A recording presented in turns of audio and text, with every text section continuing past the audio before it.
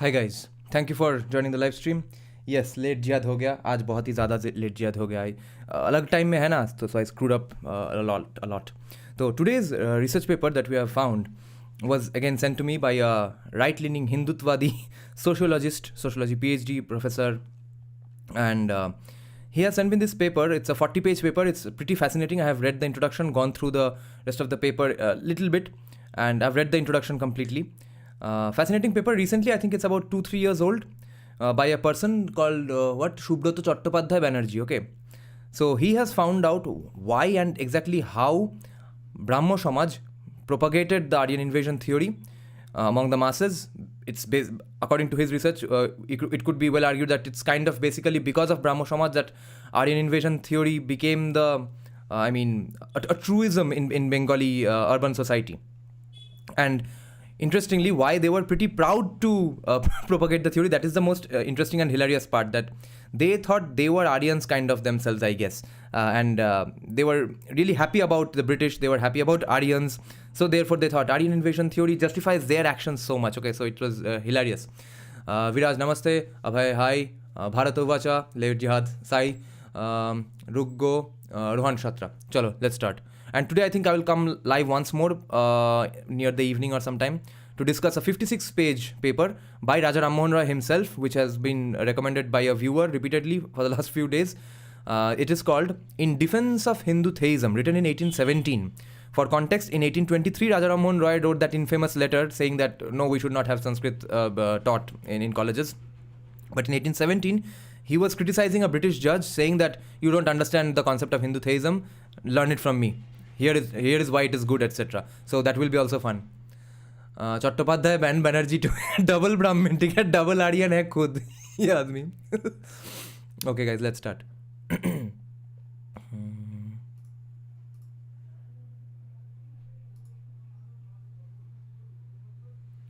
Timothy Bhattacharya, ये तो आड़ो एक आर्यन है. Hello भाई. Today my live chat is filled with Aryans. Okay, let's start. I have just read the introduction, but it's a pretty fascinating one. So it's 40 pages, so bear with me. It will be a little tedious and long maybe, but it's pretty easy language. And this guy is a professor in Aachen University. Okay, RWTH Aachen. RWTH is short form for a long German name of some place. Okay, it's impossible to pronounce for me. So this is the gist. Dissemination of a scientific theory. Sound सब ठीक आ रहा है तो. Dissemination of a scientific theory often follows a circuitous route. It is a widespread notion, supported by eminent scholars, that the noted linguist and religious scholar Max Muller is responsible for the dissemination of the Aryan invasion theory, and thus played into the hands of imperial interests. शुरू में ही एक छक्का मार दिया है, ठीक है?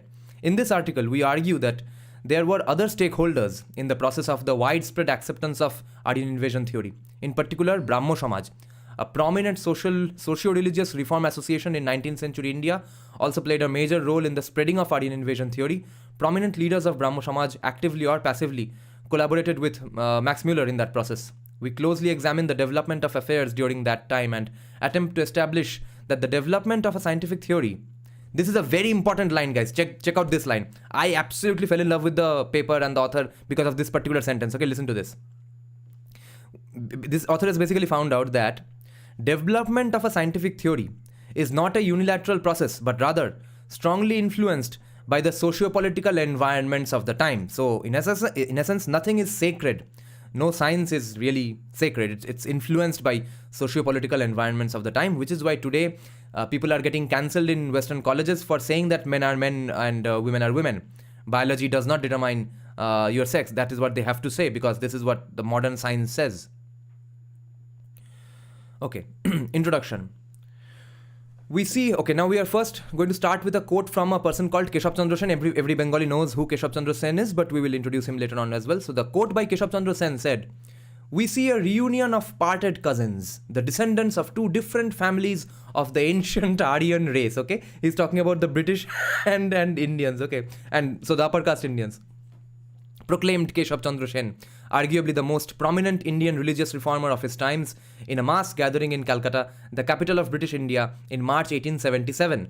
So, Keshav Chandra Sen is the guy on the right in my YouTube thumbnail, okay? This open embracing of the English nation by a distinguished member of the Indian elite is an event of paramount significance, considering the fact that only 2 decades previously, in 1857, Indian leaders had fought a gory battle to usurp British rule in India. The battle was widespread, with almost all of the Indian royalties united against British colonialism, only to accept defeat at the end. The changes that took place during these 2 subsequent decades coincided with the rise of a popular theory, known as the Aryan invasion theory, proposed by F. Max Muller. The seemingly separate worlds of academic research and linguistic studies, religious reformation, political battles collided to pave the way for this theory. सबने मिलके मारना शुरू किया. It is an often debated argument that behind political, economic, and literary activities, strong social control is always in action. A major offshoot of this argument is the social construction of science and technology. Social construction of science and technology. यही मजे का बात है. Which argues that scientific works are not only products of the pursuit of truth, but also accede, so give in to the demands and prejudices of society. In this article, we explore the early dissemination of Aryan invasion theory in India. We investigate how the interests of the British Empire, Christian missionaries, and Brahmo Samaj, an elite social reformation movement in India, crossed paths to shape the course of Aryan invasion theory in India. While this study can be generalized to Oriental studies and the field of any scientific theory, we focus on Aryan invasion theory, a prominent Oriental theory. In his landmark work, Orientalism, Edward Said, a famous sociologist, proclaims that the apparent academic pursuit, the so-called academic pursuit of 19th century Orientalists, served nothing but the interests of colonial powers. This echoes the ideas of Michel Foucault that knowledge begets power. Thomas R. Trautmann countered the views of Said, suggesting that Oriental studies had serious academic interests as well. In particular, Trautmann cited academicians before colonial rule who were interested in Oriental studies. तो ऐसा नहीं है कि सब खराब है. Trautmann assumed a rather narrow definition of an Oriental scholar. So now the author of this paper is saying Trautmann ने तो समझा कि Oriental scholar सिर्फ कौन है, जो कि one with knowledge of Asian languages, and not one who produced inaccurate depictions of the Orient based on secondary sources. Okay, that is the problem. Trautmann is only thinking about those scholars who just have gathered some knowledge about Asian languages, but he's not counting those assholes who have basically produced inaccurate depictions of the Orient based on secondary sources like Tantra, Kala Jadoo hai, etc. Let us look into the deeper context of Aryan invasion theory on this basis. F. Max Muller, a linguist with a strong background in Greek, Latin, Arabic, Persian, and Sanskrit, was definitely a scholarly genius of his age and satisfied the definition of an Orientalist according to Trautmann. Yet, Max Muller is often discredited for wrongly putting forward Aryan invasion theory, which served as an instrument of political power, not exactly fitting the image of an Oriental scholar. This apparent contradiction is also present in the life of Max Muller, who often fought intellectual battles against devout Christians as well as Oriental scholars. To give an example, during the heated contest for the Boden's professorship of Sanskrit in 1860, Muller was cast as the one with fewer credentials to help the missionary cause in India by the supporters of the rival candidate, Monier Williams. Okay? तो उन लोगों ने बोला कि max Miller से हो नहीं पाएगा क्योंकि उसका उतना credentials नहीं है Christian idea spread करने में. Specifically, Muller had an interest in ancient Sanskrit texts which catered to the philosophical views of the Indian mind, whereas Monier Williams had a profound knowledge of actual religious practices. Interestingly, even though Muller faced criticism from several quarters for being anti-Christian, Max Muller faced criticism from several quarters for being anti-Christian. Even then, he rather intended at some points in his life to promote Christianity in India. Also, in the general debate against reigning scientific heroes of that time, particularly Darwin, Muller was pitched as a devout Christian. Though Muller was primarily a literary scholar, his involvement with various agencies during his research makes it quite hard to classify him as the so-called Orientalist according to the definitions of either Edward Said or Trautmann. However, Max Muller is considered the strongest force behind the propagation of Aryan invasion theory, which counters the argument of Trautmann. Good afternoon, guys. Now, yes, Rajputra Aryan Indra is here. This will be fun because he will agree with everything Brahmo Samaj said and did in this paper, okay? So, Rajput Aryan Indra, send me some super chats and donate me some money because I'm going to say good things about. We are going to find good arguments for your side, okay? Because everything you believe in was also believed by हमारा ब्राह्मो समाज. कहाँ गया paper? Wait, ओ एक minute रुको, मैं paper scroll नहीं कर पा रहा हूँ. हाँ ठीक है, मिल गया. What earlier historians have overlooked is that the development of any scientific theory needs vigorous interaction between the propounder and the recipients of the theory, okay? In the case of Aryan invasion theory, a key class of recipients of this theory, okay, receive कौन कर रहा है, was the educated Indian elite. We argue here that the dissemination of Aryan invasion theory had a greater number of stakeholders than previously recognized in the literature, okay? So this author is claiming that so far we did not consider that there were actually so many other stakeholders who were benefiting off of this theory. The focus of this article is the role played by Brahmo Samaj, a social reform movement spearheaded by the Indian elite in the adoption and spread of Aryan invasion theory. The key point of our argument is that Aryan invasion theory served the interests of British imperialists, Christian missionaries, and Max Muller, as well as the leaders of Brahmo Samaj.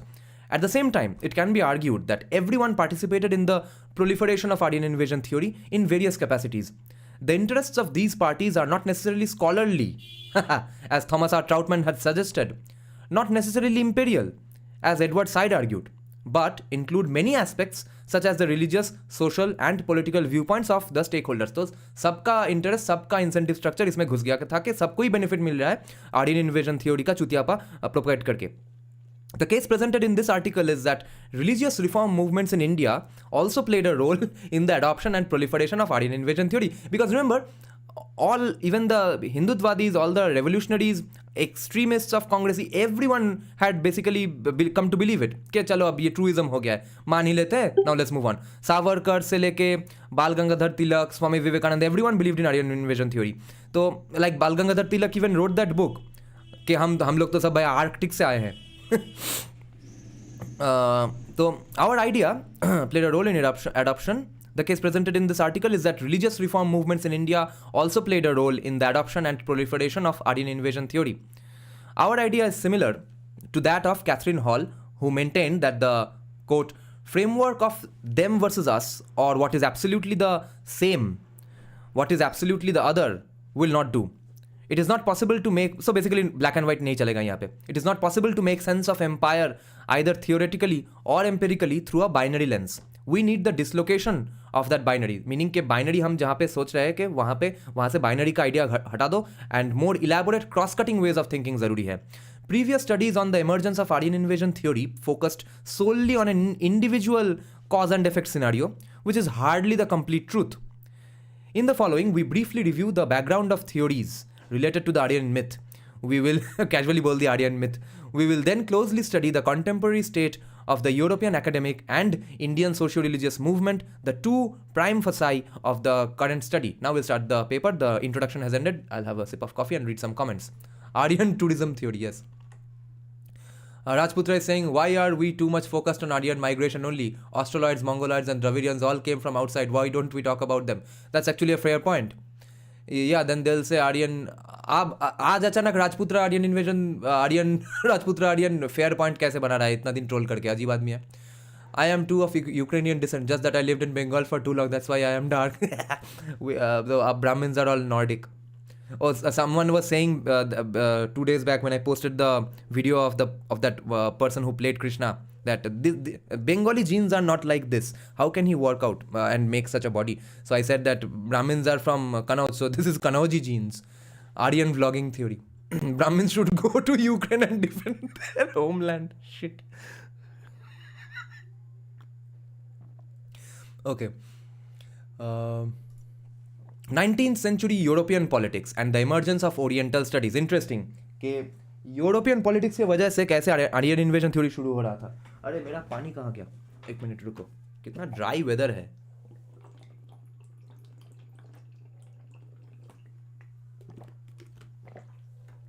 The Eastern question. So everyone is starting to be getting worried about East and commenting on the East.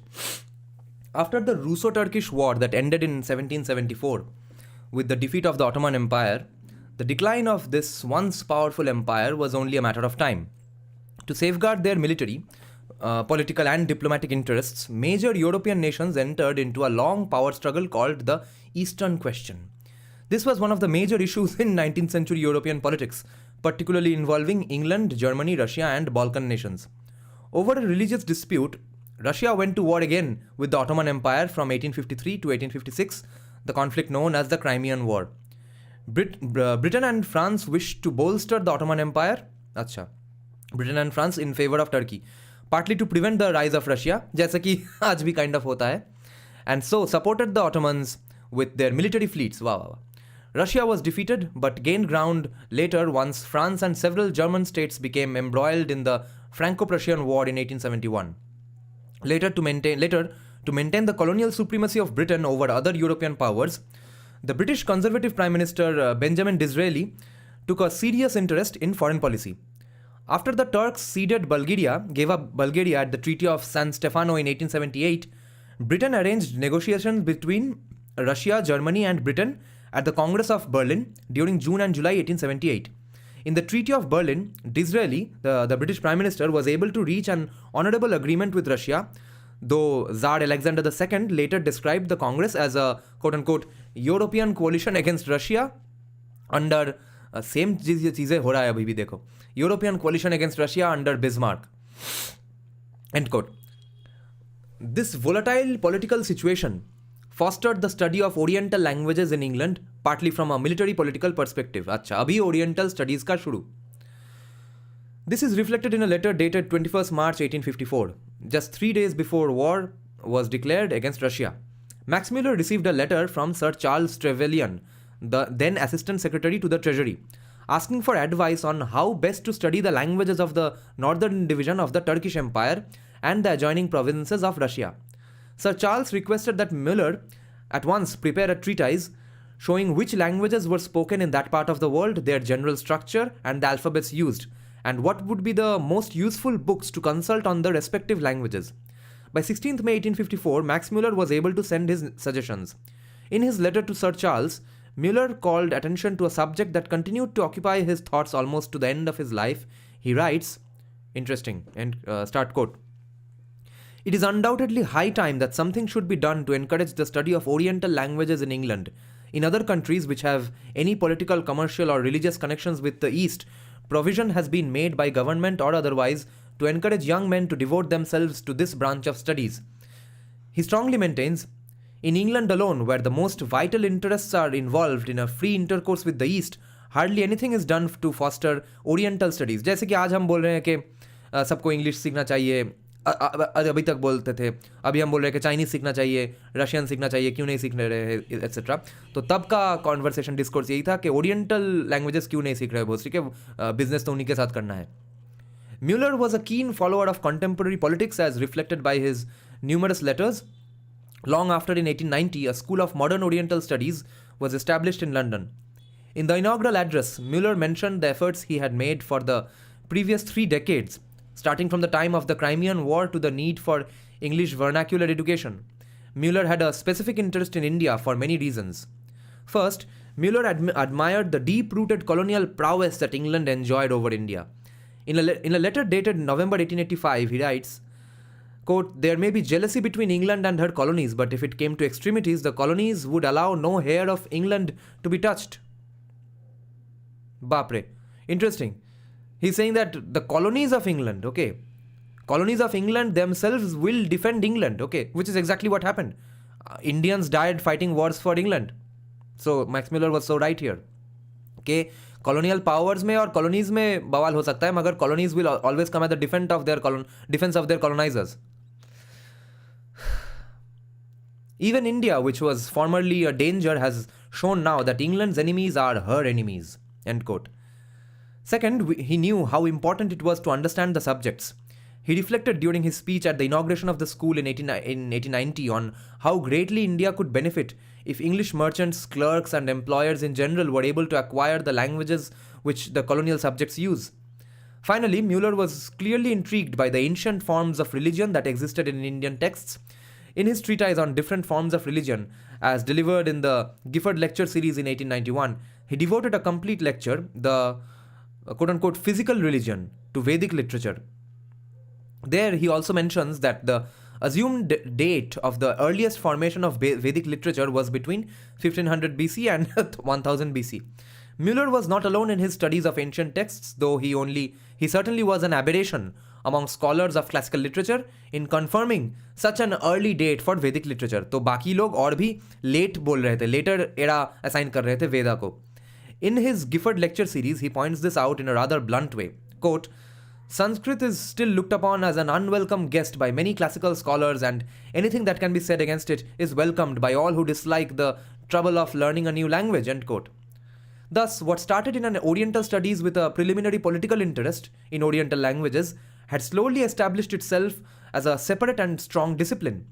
After wrestling with the facts and assumptions about the Aryan migration and the chronology of Vedic literature, Müller commented, quote, Perhaps we shall have to confess that after all our ideas of what human beings in India ought to have thought 3000 years ago are evolved from our inner consciousness, and that we must learn to digest facts though they do not agree with our tastes and our preconceived ideas. Wow, kitna acha quote hai. Interesting. Let me check some comments once again and have a sip of coffee. Oh. Now Ankit Shah is disproving AIM. Yeah, he always does that. क्यों अभी नया कुछ बोला क्या अभी Twitter में?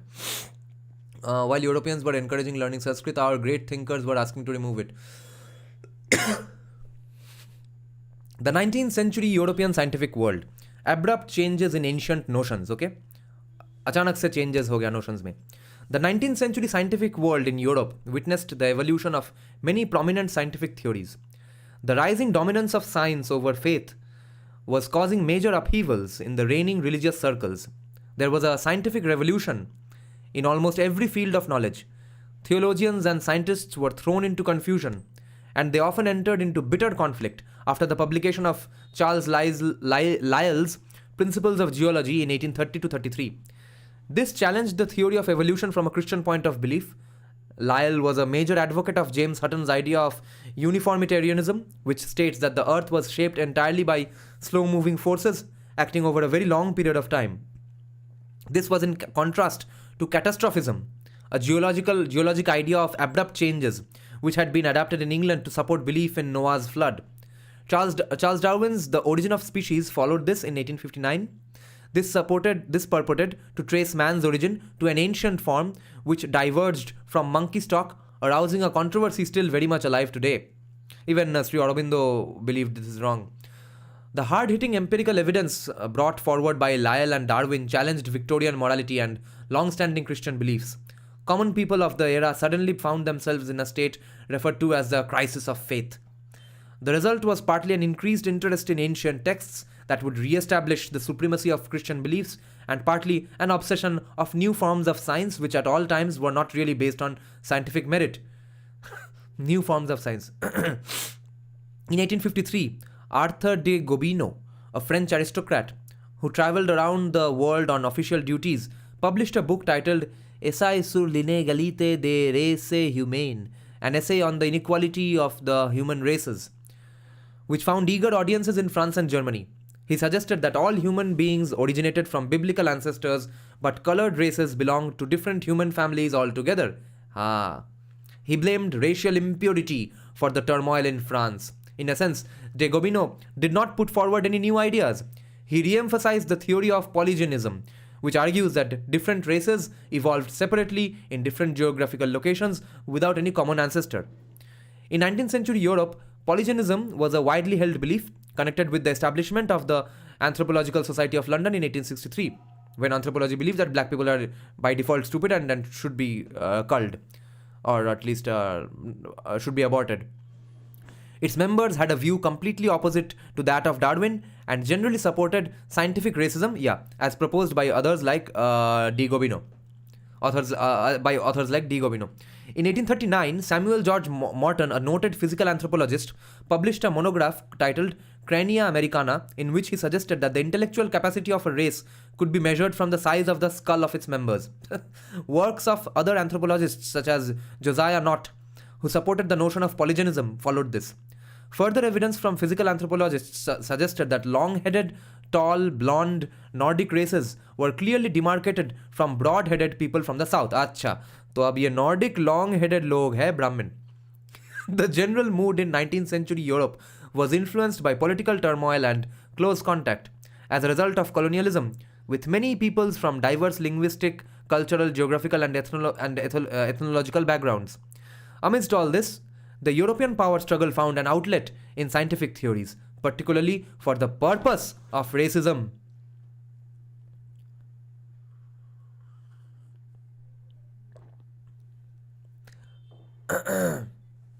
Yeah, RSB is asking, if there was no common ancestor, how is De Gobino saying they had biblical ancestors? Biblical ancestors were only for humans. So essentially, what he was hinting at is that the non-Christian world is not really human. It's a different species. Purpose of racism. Development of the Aryan myth. Development of the Aryan concept. In 1786, Sir William Jones, a judge in the Calcutta High Court, and also a founder of the Asiatic Society of Bengal, made the following observation during the 3rd anniversary discourse of the society.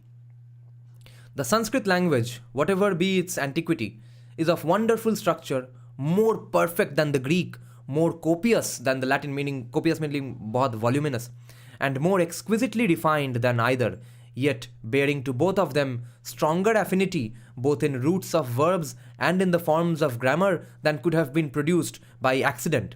So strong indeed that no philologer could examine them all three without believing them to have sprung from some common source which perhaps no longer exists. Till the discovery of Sanskrit by linguistic scholars, the most ancient Indo-European language group known to scholars was Ancient Indo-Iranian. Among linguists, this discovery led to significantly heightened activity around Sanskrit literature, particularly the study of the most archaic documents in Sanskrit, the Vedic texts. Soon, linguists started referring to the entire group as Proto-Indo-European languages, also referred to as the Aryan languages. The term Aryan was associated with Indo-European since Indo-Iranian languages represented this group and Indo-Iranian speaking people referred to themselves as Aryan in many places. The same term came to be used for the new language group, that is Proto-Indo-European language. Abhay is saying it is true that northern western Indians have more Iranian. Yeah. Weber, okay. Any important comments? RSB saying, so whites are humans but colored people are different species as per. Yeah, basically. And remember, there was other justification. They reached this same conclusion in other ways as well. When Columbus goes to North America, he first asks them, who is your god? Where is your basically कोई धर्म ग्रंथ है क्या तुम्हारा? And he finds that they don't really have any book of religion. So then he concludes that therefore they don't have a god, therefore they don't have a spirit. If you don't have a book, that means you don't have a god, and if you don't have a god, that means you don't have a spirit, because spirituality नहीं है तो spirit भी नहीं है.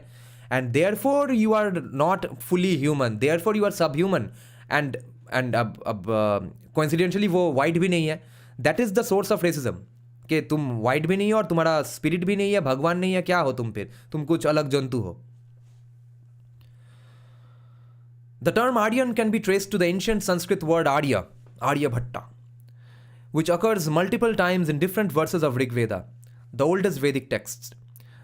According to the translation in 1872 by Monier Williams, Bowden Professor of Sanskrit at Oxford University, the word had diverse meanings but is generally attached to a person who is noble and follows Vedic traditions. Fair enough. The word Arya is also found in ancient Iranian texts, particularly in the Avesta, the collection of sacred texts in Zoroastrianism. Unlike the Indian reference, the Iranian texts were ascribed to Aryans in a clear ethnic context. Exactly. In the Iranian context, Aryans were a race, but in the Indian context, it becomes a type of people, a type of person. The first reference to an Aryan race in linguistic research occurs on page 262 of the lectures on the science of language by Max Muller, delivered at the Royal Institution of Great Britain in 1861. Muller comments, while examining its ramification, learn at the same time why that name was chosen by the agricultural nomads, the ancestors of the Aryan race. It might very well be an unintentional mistake, as in the same lecture he mentioned quote-unquote Aryan dialect, Aryan verb, Aryan speech and Aryan languages. Nevertheless, the overlapping of a language-speaking group with a race continued.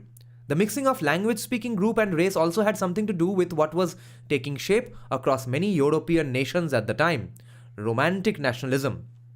The European Romantic movement or Romantic nationalism is a movement that started emphasizing emotional aspects of nature as a reaction against the Industrial Revolution and scientific rationalization, and left a deep impression on the rise of nationalistic sentiments.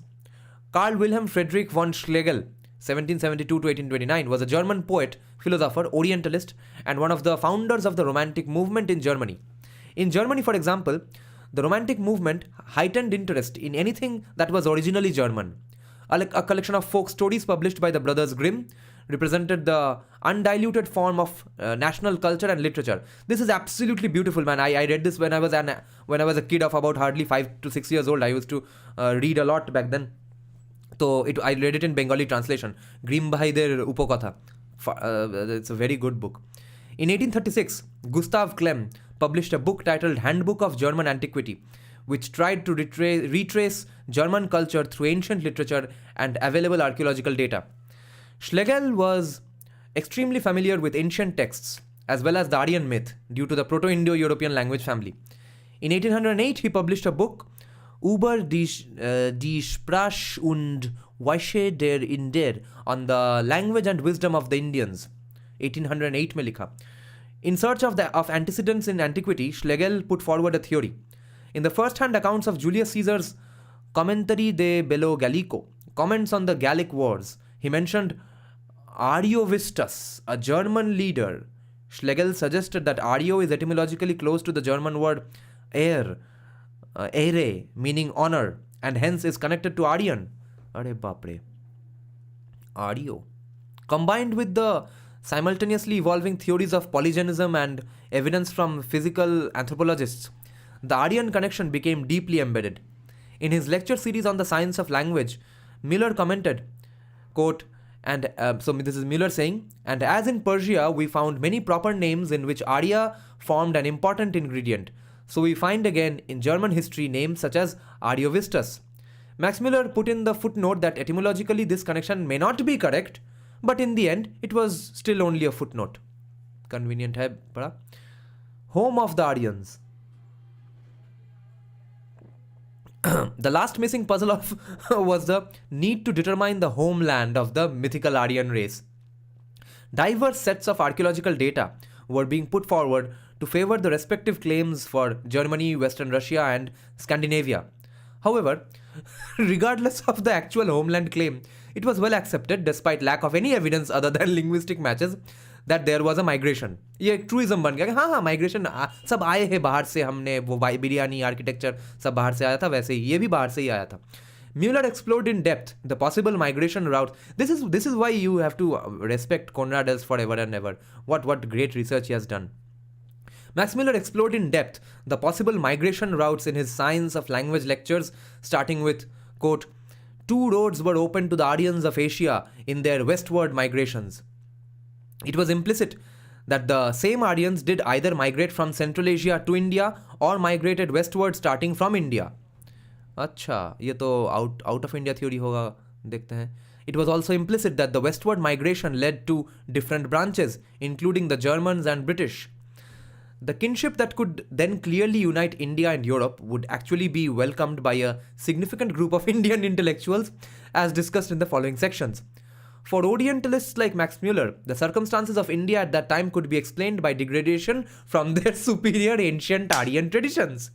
It is interesting to note that around the same time, in 1850s, Karl Marx, हमारे Lord and Savior भाई, noted philosopher, economist and social commentator, in a series of articles in the New York Daily Tribune, justified the British colonization of India as a form of paternal colonialism के बेटा तुमको हम ही सिखाएंगे, तुमसे भोसड़ी के ना हो पाएगा, which exported civilization to end Oriental despotism. The story could not have been better positioned than what had already been established, even through half-baked theories. A lost kin from Europe bringing back civilization to India. Oh, bhai, kya mane. See, There's a term called Pagla Choda in Bengali. Okay, this is the ideal term for these people. What Pagla Choda times tha wo. Social crisis in 19th century India and the emergence of Brahmo Samaj. Ab aayega maza.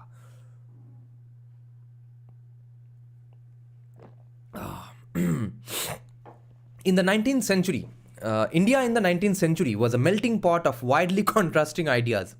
On the one hand, there was a deluge of Western thought from the leaders of scientific evolution and the efforts of Christian missionaries to denigrate Indian religious practices. On the other hand, prevalent religious customs offered little to support the crisis of identity among a rational Indian youth. Yes, prevalent religious customs को तो उससे तो नहीं हो पाएगा, हिंदुत्व नहीं था. Quote, first send the missionaries, then send the merchants, and send the army, end quote. This was the dominant policy of the European powers for spreading colonialism or imperialism, and which was also applied to India. For a detailed perspective on prevailing social conditions, we will look at the reminiscences of Mohendranath Dotto, who grew up amid serious social turmoil in Calcutta. Calcutta was the most prominent city and cultural center of India during the middle of the 19th century before Biharis came and destroyed the city. There was an ongoing crisis in religious identity there, especially among the youth. This occurred as a result of the strong currents of ancient rituals coming up against the new wave of Western thought brought by Christian missionaries. The common people had very little knowledge of the literature disseminating the most ancient philosophical thought, such as the Upanishads and Gita. Ye hai problem. Common people had very little knowledge of the literature disseminating the most ancient philosophical thought, such as the Upanishads and Gita. Religion survived as a complex of social traditions which could not stand up against the scrutiny of an inquisitive rational mind. The so-called elite in society spent their time pursuing carnal pleasures. Magi baji, okay. Also carried out in the name of religion. Exactly. So, you see, this is why Hinduism, which is essentially an experiential system and not really a faith, belief system के मान लो कि हाँ कोई भगवान है आसमान में उड़ रहा है वो हमारा कुछ भला कर देगा ऐसा एक अंधविश्वास का सिस्टम नहीं है ये that a culture that produced Aryabhatta, Sushruta, who were Brahmins, rishis themselves, Kanada, etc.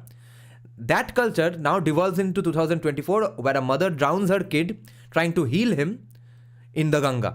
कि माँ गंगा ठीक कर देगा उसको डालो पानी में ओके तो सोचो सुश्रुता अगर देख रहा है स्वर्ग से तो वो क्या सोच रहा है दैट इज द क्रिश्चियनाइजेशन ऑफ एपिस्टेमोलॉजिकली पूरा चेंज कर दिया हिंदुइज्म को और सनातन धर्म को in the also carried out in the name of religion. Young boys formed groups to fight against the deterioration of society, but could not offer an alternative religion that would match with their identity.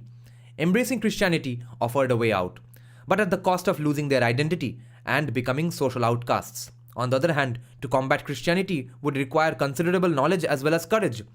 The social hierarchy was deeply ingrained, to the point where people of different castes would not even eat at the same place. Wow, wow, wow. Christian missionaries took full advantage of this social predicament. They openly proclaimed that Hinduism was nothing but prejudice and that it was entirely wrong.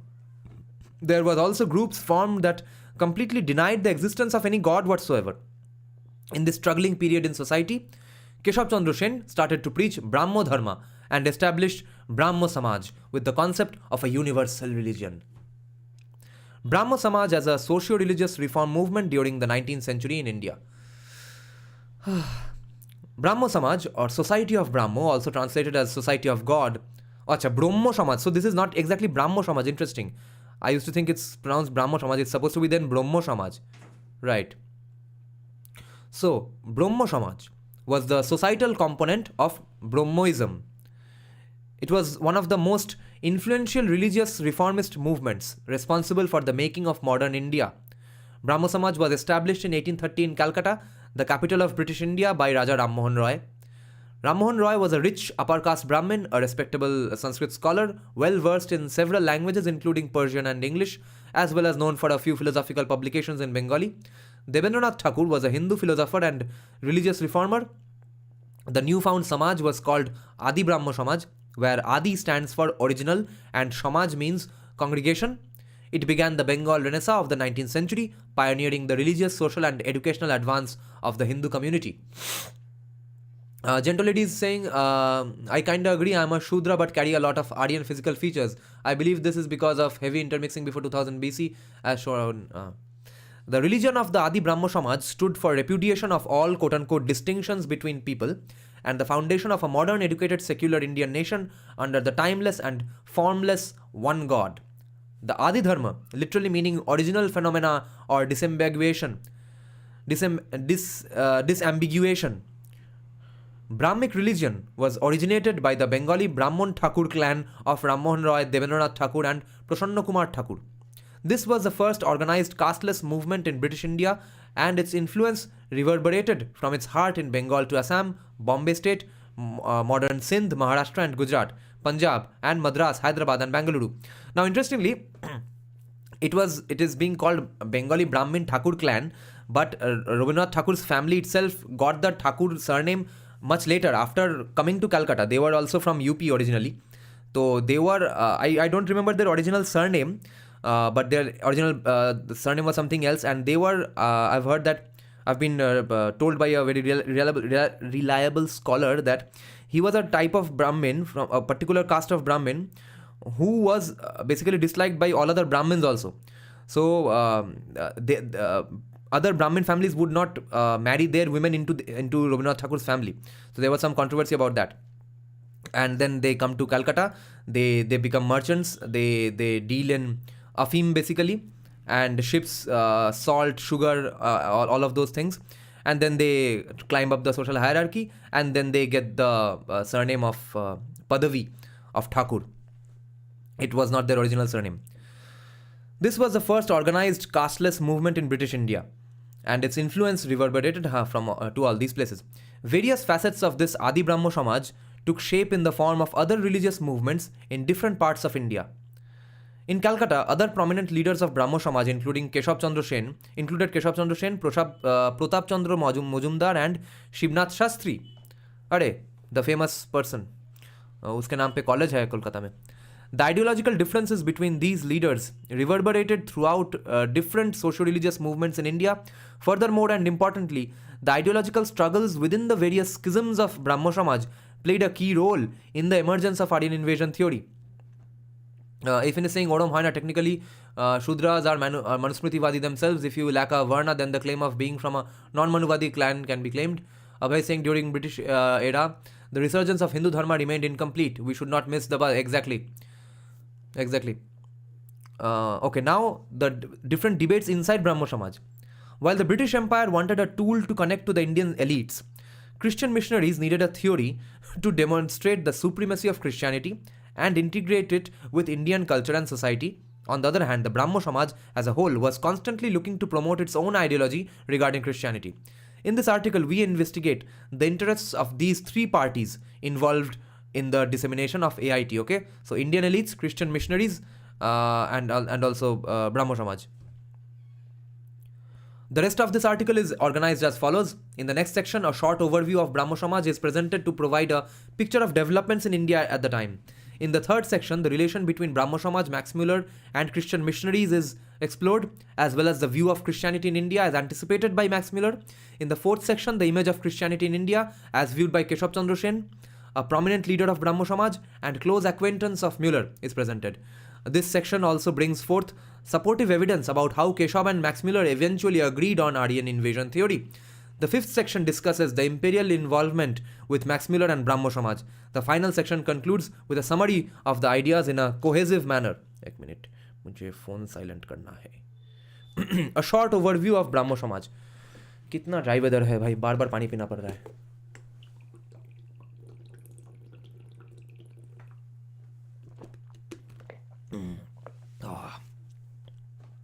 A short overview of Brahmo Samaj. Reform movements are a significant and arguably strong facet of Hinduism. Even as early as the time of the Buddha, his doctrines grew out of his protests against the tyranny of ruling social leaders. Brahmo Samaj in the 19th century took the same path of initiating a large-scale reform movement in the name of religion to stop the decadence he observed across society. Hindutva is theoretically also a social Hindu reform movement. Unlike previous social reform movements, the new communication with the entire world, and in particular with the Western world of modern science, was much better established. That's because of course, colonialism and economics. So Brahmo Samaj was a Trojan horse. Let's see, we'll conclude that after the paper. Was much better established. This became another reason to glorify this movement. In his book, The Religion of Brahmo Samaj, Hemchandra Sarkar notes, now and here, for the first time in the history of the world, the Eastern and the Western civilizations, like two mighty rivers, after a long parallel march, have at last met, together at the feet of the Himalayas, to give birth to a truer, fuller, and completer civilization for future humanity, and Brahmoism is the religion of that future humanity, born of the union of the East and the West. Ram Mohan Roy, the founder of Brahmo Samaj, believed in the sublime ideal of a universal religion without barriers of caste, color, nationality, or race. He imagined the world would offer prayers to one eternal God. Roy was closely acquainted with diverse cultures such as the Buddhist, Islamic, and Christian. He mastered numerous languages, including Greek and Hebrew, to study the Bible in the original. His tireless devotion, supreme oratorical skills, and zeal for the single goal of propagating this ideology gave him a prophet-like standing among his followers. So he was basically a Brahmo missionary. The foundation and growth of Brahmo Samaj. On 22nd August 1828, Raja Ram Mohan Roy started organizing weekly meetings for the worship of a formless god, irrespective of caste, creed, or race. 2 years later, a building was erected under the banner of the Theistic Church, or the Brahmo Samaj.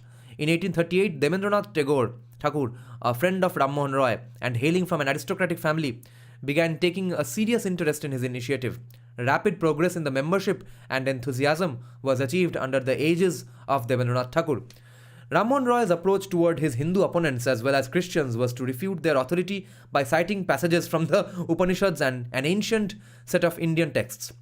To strongly argue against idol worship prevalent in Hinduism, Ram Mohan Roy published some of the Upanishads in the original Sanskrit accompanied by Bengali and English translations. The Upanishads were follow-up texts of the ancient Vedic literature and therefore were also known as Vedanta, meaning the end of Veda. Due to the strength of early Brahmo Samaj ideals' reliance on Vedanta, it was also known as Vedantism. This also implicitly assumed that the Vedic texts were infallible. This turning back to the roots aroused much enthusiasm and added fuel to growing anti-Christian sentiment among the common people. And you see, this is why Rohini Dharmapal, that woman who marries Bengali couples with English shlokas, etc., English translated shlokas, and they don't exchange sindoor, etc., or even garlands, I think they just hug. So she calls those weddings Vedic, original Vedic weddings, and she says that all the other Hindu weddings we are seeing, these are just recent Puranic creations. So they have some obsession with the original Vedas claiming to be something else. Christianity was at that time actively preached in Calcutta, the capital of British India, and had achieved a number of conversions of young people from reputable Hindu families.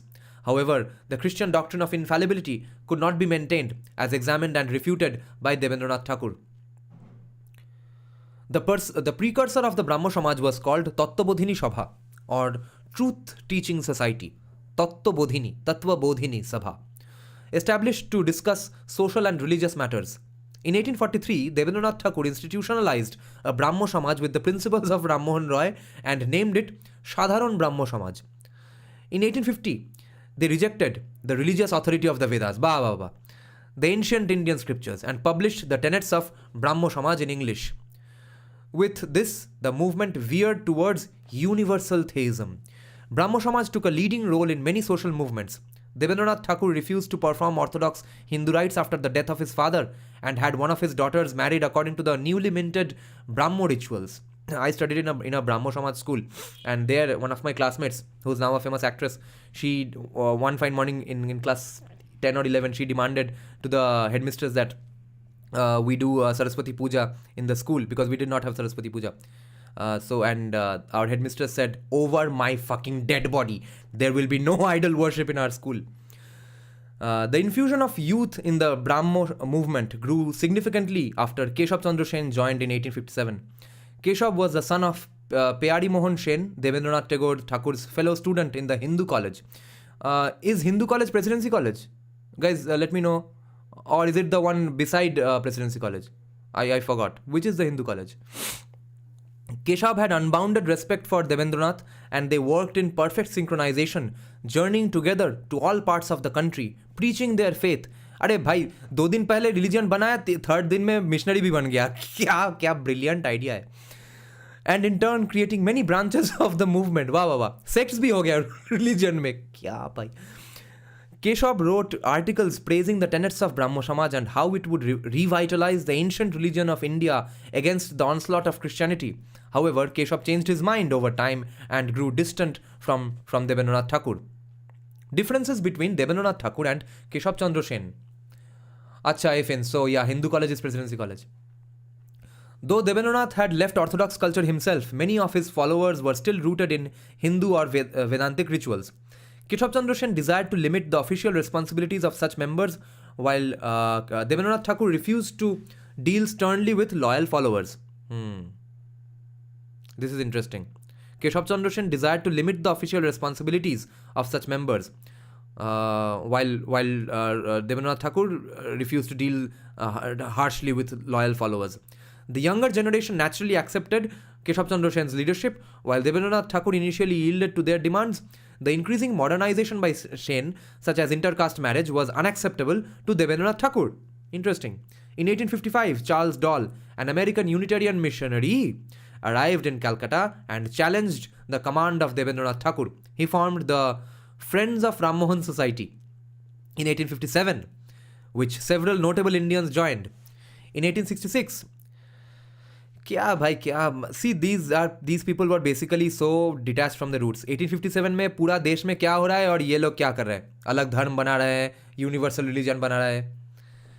In 1866, Keshav became the protege of Charles Dall and took center stage in a new movement with strong inclinations towards Christianity. Eventually, a new division of Brahmo Samaj was born in November 1866 under the sole leadership of Keshav Chandra Sen. This new organization was named Brahmo Samaj of India. The original Brahmo Samaj, founded by Debendranath Thakur, was then referred to as Adi Brahmo Samaj. The word Adi means original in Sanskrit. In Brahmo Samaj of India, Keshav was appointed secretary for life. And he declared that God shall always be the president of his Samaj. Doesn't this sound similar? God है और मैं हमेशा के लिए secretary हूँ organization का. कहाँ सुना है ये हमने? RSB saying, lol, Brahmo Samaj was combination of Marxism and Unitarian Universalist Church and these commies fooled Bengalis to worship RRM, no doubt about it. Is this true or are you joking? Lol. कुशाड़ी लोगों का क्या history है? पता नहीं. Raja Sudas defeated the clans of these monotheistic mindsets only in the Dasharagya. Oh, by the way, Murti are called Archa Avatar or the deity form of Parabrahm. If you claim your god can't take form to show Krupa on humans, you are inherently worshipping a lesser form which is limited. Yeah. Okay. So Keshav Chandra Sen reminded Europeans of the high moral values of Christianity and finally ended on a universal note. President of I did not read this paragraph. In a lecture delivered on 5th May 1866 in the Calcutta Medical Colleges, Keshav spoke on the topic of Jesus Christ, Europe and Asia. He identified Christ as Asiatic, and bonded himself with him. He went on to protest the mix of nationalism and religion by stating, I must therefore protest against the denationalization which is so general among native converts to Christianity. End quote. He reminded Europeans of the high moral values of Christianity and finally ended on a universal note. Let my European brethren do all they can to establish and consolidate the moral kingdom of Christ in India. Let them preach from their pulpits and exhibit in their daily life the great principles of charity and self-sacrifice. And on the basis of these principles, may brotherly intercourse and cooperation be established between them and my countrymen. Brotherly intercourse. Under Sen's able and enthusiastic leadership, Keshav Chandra Sen's leadership, Brahmo Samaj of India quickly spread throughout the elite class of India. To mark the difference with Adi Brahmo Samaj, Keshav Chandra Sen gave a visible universal character to Brahmo Samaj of India. He drew upon the scriptures and inspiration from all the major religions of the world. In 1870, Keshav Chandra Sen visited England with a few friends where he received a warm welcome and aroused lively interest in the developments of the Brahmo movement of India. The visit to England was planned also in order to counter the national religion campaign launched by Adi Brahmo Samaj. Keshav was vocal about the benefits of British rule in India. ये तो होना ही था, प्यार तो होना ही था.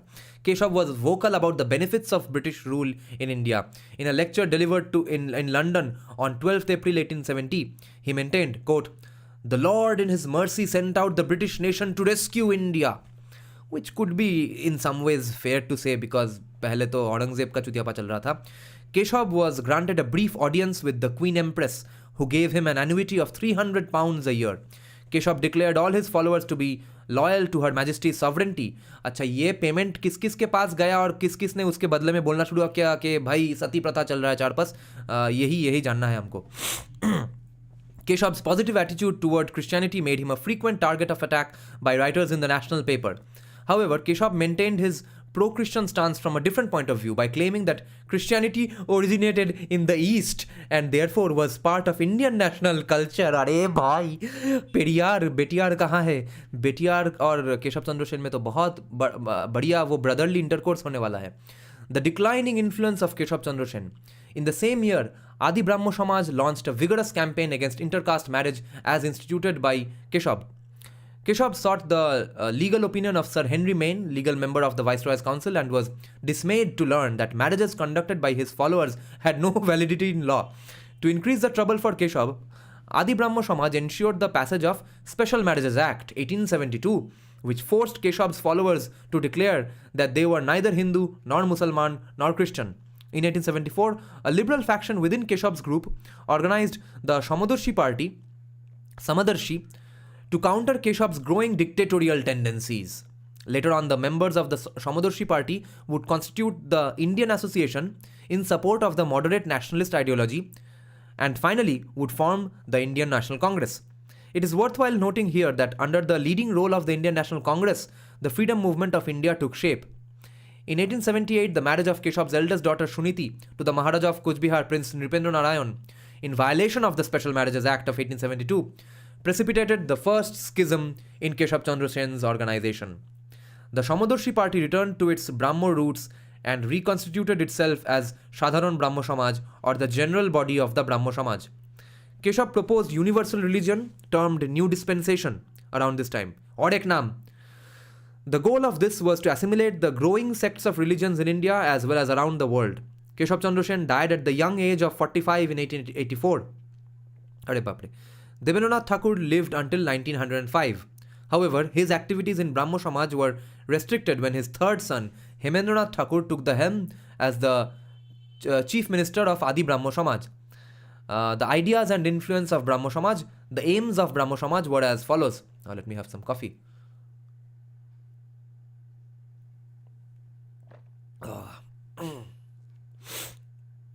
Brotherly intercourse. Yes, that is what they themselves, Keshav Chandra Sen said, that there is great brotherly intercourse between Christians and Indians. Several members of Brahmo Samaj played a leading role in organizing the aims of Brahmo Samaj were as follows. From this day, we intend devoting ourselves to the propagation of Brahmoism and to the furtherance of the interests of our church, apart from some of those with whom we have so long acted, but relying for aid and support on Him, in whose hands are the destinies of man, who supports every noble cause, noble purpose, and has all along invisibly regulated the course of our church, who in His inscrutable ways has given strength when our church languished from very feebleness, has vouchsafed life when her very vitality seemed ebbing away, and who has led her out from the darkness and superstition that eclipsed her face. May He enable us to discharge this sacred mission. May He once more fill all the members of our church with new life and resuscitate energy. May He cause the day of hope to dawn upon the darkness of despair. May He lead us out of the regions of discord and disunion into those of peace and tranquility. May He bless our cause and lead the millions of our countrymen into truth and salvation. Several members of Brahmo Samaj played a leading role in organizing the Indian Political Association, forerunner to the Indian National Congress, as a platform for the educated middle class. This was the first organized casteless movement in British India. Notable members of Brahmo Samaj included, among many others, Shotrandranath Thakur, the first Indian to join the ICS in the British Empire, and a protagonist for the emancipation of women in Indian society. Rabindranath Tagore, the foremost Indian literary figure in British India, who was awarded a knighthood but returned it in protest at British atrocities. Prashant Chandra Mahalanobis, oh my god, मिल गया हमारा सबसे बड़ा शत्रु, जिसके वजह से India का growth rate -2.68% हो गया था, जबकि पाकिस्तान का था 10%, जिसके वजह से हमारा ग्रोथ रेट 1% में चला गया और उसको बोला गया Hindu rate of growth. Hindu rate of growth कौन करवा रहा था? ब्राह्मो समाजी. Prashant Chandra Mahalanobis, a statistician of repute and Nehru's chief economic advisor, and largely credited for helping the planning of modern India. तो ये देखो, गला दबाने के लिए भी क्रेडिट चाहिए, गले से हाथ उठाने के लिए भी क्रेडिट चाहिए. 1991 का रिफॉर्म हमने किया था, मगर उससे पहले हमने कितना बढ़िया प्लानिंग ऑफ मॉडर्न इंडिया किया था. Fuck. And Jagadish Chandra Bose, a polymath and pioneer of radio science. It suffices to say that the Brahmo Samaj had the creme de la creme among its members, as well as a large popular following. Brotherly intercourse is that a scholarly way of saying gay intercourse? No, I know you are joking. I hope you are joking. Brotherly intercourse meaning brotherly exchange of ideas. In his own time, Keshav Chandra Sen was the most popular representative of Brahmo Samaj. Keshav would connect to Indian youth and Western audiences alike. His dynamic nature, young age, and ability to reconcile various religious ideas gave him broad acceptance among Indian youth. He gained widespread fame because of his scholarship and eloquence, both among Indian and European audiences.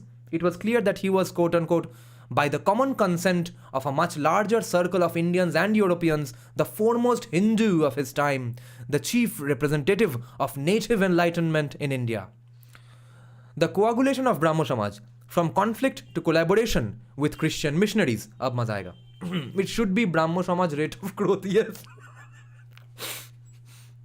From its inception, the religious reform movements. अच्छा, power cut हो गया भाई, अब पता नहीं है कब computer बंद हो जाएगा और लाइव स्ट्रीम खत्म हो जाएगा. ठीक है, मैं अगर 2-3 मिनट में लाइव पावर कट फिर से ठीक हो जाए तो मैं आके लाइव स्ट्रीम रिज्यूम करूंगा. अब देखते हैं मेरा इन्वर्टर कब तक चलता है. ठीक है, पावर कट हुआ है, चलो हम फैशिज्म रोकते हैं अभी.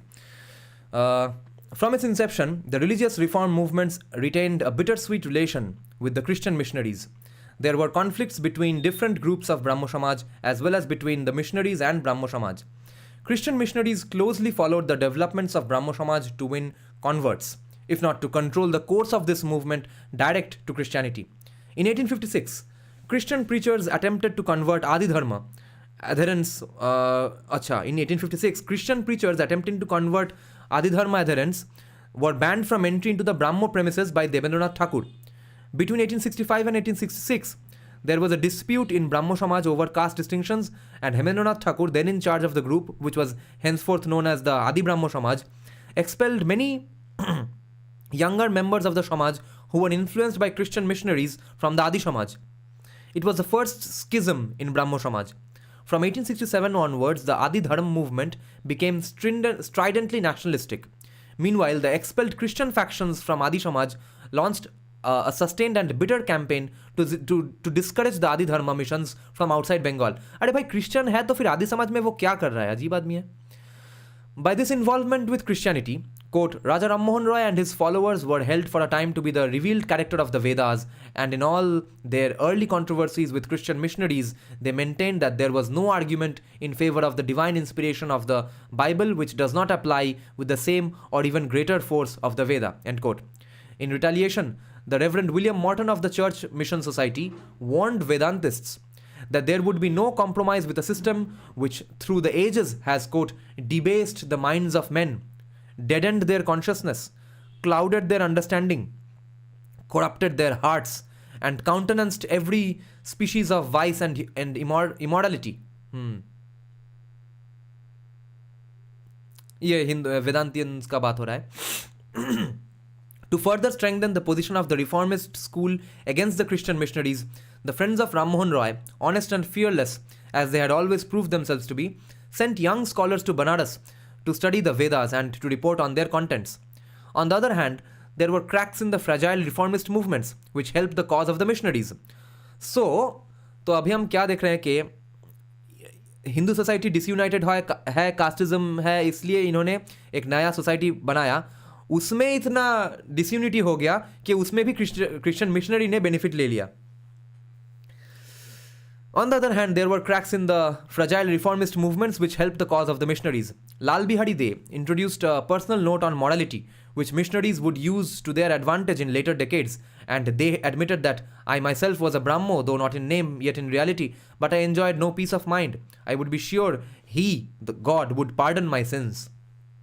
Despite the ongoing conflicts, private correspondence between missionaries in India and their office in London reveals a somewhat respectful attitude towards the Vedantins. For example, in January 1846, a letter from Reverend James Long, इनके नाम पे तो बहुत famous रास्ता है कलकत्ता में, James Long Sharoni. In January 1846, a letter from Reverend James Long shows that he referred to the growing influence of Vedantism as evidenced by his quote-unquote frequent and interesting conversations with educated natives in Calcutta, leading him to conclude, a momentous change has taken place in Bengal. He wrote, a few years ago, an educated native repudiated Hinduism and admitted the truth of Christianity. Now I find that they resort to Vedantism as a kind of halfway house in which they lay outside the gross errors of Hinduism without admitting the divine origin of Christianity. और इस आदमी के नाम पे हमारे यहाँ रास्ता है. There is another interesting letter in the same report of the Calcutta Corresponding Committee, 1846, by an itinerant missionary named De Rosario. ये तो Portuguese है. On his most recent tour, was amazed at growing Vedantic influence in suburban towns. The Brahmo newspaper was circulating widely. He reported while Brahmo preachers were now appearing more regularly and making Christian-like speeches in the name of Vedantism. In the latter part of his letter, De Rosario recounted his visiting a zamindar he knew well. He was shocked to learn that his friend's son called his father a quote-unquote bigoted idolater and Hinduism a quote-unquote damnable system. But this was done not in the name of the Bible, but the Vedanta. The son had subsequently helped establish a Vedantic society. Clearly, the opportunities for missionaries were being preempted by a new religious movement in Bengal. तो missionaries का जो सपना था वो ये लोग ने hijack करके पहले ही कर दिया. Fuck. Still no power, okay? Let's see how long my inverter sustains. Was Brahmo Samaj of India, Sadharan, a representative of the religious multitudes of the empire? The British view. Already within the scope of the original parent Brahmo Samaj, Keshab Chandra Sen had honed his leadership and oratory skills and become more and more recognized as a champion of Brahmo Samaj. In a lecture delivered on 8 April 1863, the Brahmo Samaj vindicated. He clearly defined his position both against native opponents and Christian missionaries. However, in the course of forcing through more radical reforms, Keshab grew distant from the leadership of Brahmo Samaj and veered toward Christianity, particularly under the influence of the Unitarian preacher Charles Dall. Eventually, it led to the point where Keshab proclaimed the Eastern roots of Christ. Due to its open embracing of Christianity, Keshab and his organization was under constant scrutiny by missionaries as well as the British government. It is noted by Professor Oman. From the time of his secession from the parent society, Keshab, by his writings and public lectures, enlisted the sympathies of the Viceroy, Sir John Lawrence, who took a deep interest in the work of the native reformer, particularly as Keshab had spoken publicly of Christ in terms which seemed to justify the belief that he was Christian in all but open profession of the faith. We never knew this in Bengal forever until the last 5 minutes. There was serious consideration going on at this time whether Keshab would embrace Christianity or not. Baki kya reh gaya? This led to the warm welcome Keshab received and the lively interest shown in his visit to England in 1870. England was also undergoing a series of turbulent phases at that time. Walter Houghton identifies two intellectual currents, quote-unquote, that were crucial to the quote-unquote Victorian frame of mind, the quote-unquote critical spirit and the quote-unquote will to believe. वो two intellectual currents क्या है, which is important for Victorian frame of mind. One is critical spirit and one is will to believe. Will to believe अगर है तो critical spirit का है चाहिए. दोनों completely contradictory concepts हैं. There was a dangerous imbalance between the spiritual and the material in favor of the latter, and the idea that Keshab may be the person to restore equilibrium. In this scenario, it was considered as a definite possibility that Hindu genius might give to the teaching of the Bible an interpretation so fresh that it might attain a new force for our own England, were checked by the rapidly growing importance of the industrial arts and physical science. The influence of the Christian faith seems to have reached a standstill, if it has not begun in some degree or recede. Fuck! Listen to this, guys. It was noted while Keshav was in England, many missionary organizations expressed their hope that he would prove to be a valuable ally in moving his countrymen along the road towards Christianity. So Keshav Chandra Sen, in a way, was an evil Vivek Ramaswamy. Okay.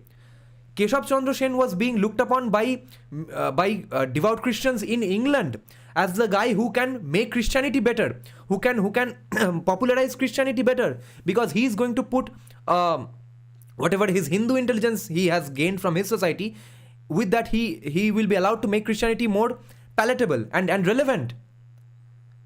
Holy fuck! The idea of converting Keshav to Christianity was not a covert one. When in 1856, Keshav stepped in as a student of the Bible with the help of Reverend T.H. Byrne, domestic chaplain to Bishop Cotton. ये तो Cotton College, India का. Bishop Cotton Max Miller opined, quote, "If anyone could have persuaded Keshav Chandra Sen to become a Christian, it would have been the large-hearted Bishop Cotton." End quote. During Keshav's visit to London, the most precious event to him was his interview with Queen Victoria. The Queen showed interest in the condition of women and also gave what amounted to an official approval to Keshav in society. Before he left England, Queen Victoria gave him a large engraving of herself and 2 books, The Early Years of the Prince Consort and Highland Journal, with a personal inscription. Circumstances at the time of Keshav's visit to England led him to decline to visit 40 towns that had already invited him. Dekho, 40 towns were inviting Keshav Chandra Sen to make Christianity great again. Keshav Chandra Sen was going to offset the oncoming of science and materialism, and he had even received invitations from America. He had wanted to continue his visit, but finally decided that his commitments in India were more important. He delivered a farewell sermon at the Unity Church, Islington, and later at the Unitarian Church in Southampton. This demonstrates the growing acceptance of Keshav by missionaries. Keshav's lifelong companion P.C. Majumdar described Keshav's British reception as hero worship. He mentioned that, quote, "When lecturing in different places, to find that the mere mention of Keshav Chandra Sen's name elicited applause, for which I was hardly prepared." So basically he was surprised. Political and social circles openly praised Keshav, particularly noting his admiration for Christianity. A Saturday Review article from 4th June 1870 proclaimed, "Keshav Chandra Sen is an example of what Western and especially English civilization is making of native gentlemen in Bengal. He has thrown himself into the study of English religion and English books till he has thoroughly made himself at home with the ideas and general ways of thinking, at least of our generation. He is earnest in announcing his religious views, and his earnestness is of the English rather than the Oriental type." अब तुम देखो Bengali society का ये हाल क्यों है. देखो, सब दोष सीपीआईएम को देके कोई फायदा नहीं है. ये है सर इसका स्रोत. Lord Lawrence, who earned a quiet reputation for having quashed the Indian mutiny in Punjab during 1857, largely organized Keshav's visit to England. Lord Lawrence wrote in correspondence to Lord Cranborne that the gulf between the two classes, the English in India and the quote-unquote natives, is very wide. I took on this as the great danger to which our rule in India is exposed, end quote. Keshav fitted there in 2 roles. He reminded the British of their duties, acting as a voice for India. Further, Keshav demonstrated what imperial rule could make of a native Indian. So, for the Indians, he was promoting, देखो British imperialism कितना अच्छा है, और British imperialism के सामने बोल रहा था, देखिए साहब हमारा तो ये सब प्रॉब्लम चल रहा है, इसका कुछ कीजिए. Though there was considerable disagreement over the Christianity that would ultimately be ultimately realized via Brahmo Samaj, it was understood by Christian missionaries that Keshav was the strongest proponent amongst Indians who could advance their mission. Sir Bartle Frere identified Brahmo Samaj as a halfway house to Christianity, and thus a decided step in the right direction. Baptist Reverend Samuel Cox, a Christian Universalist, stated, "I strongly suspect that Mr. Sen is much more distinctly Christian than as yet he knows himself to be." अब interesting क्या है, Sen surname Bengal में आया है, सेना वो dynasty की वजह से, जो कि है कर्नाटका का.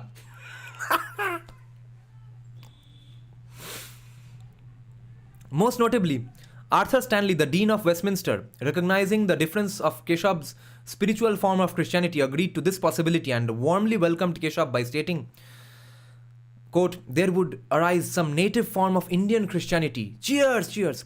The first dawn of that native form is seen through the religious reformers, of whom the guest of the evening is the leading representative. Keshav Chandra Sen. Fuck, क्या अजीब पेपर है भाई ये. अरे पावर तो अभी भी नहीं आ रहा है. The concepts of the leaders of Brahmo Samaj and Max Muller setting up a network with a redefined Brahmo Samaj. Let me have a sip of coffee now.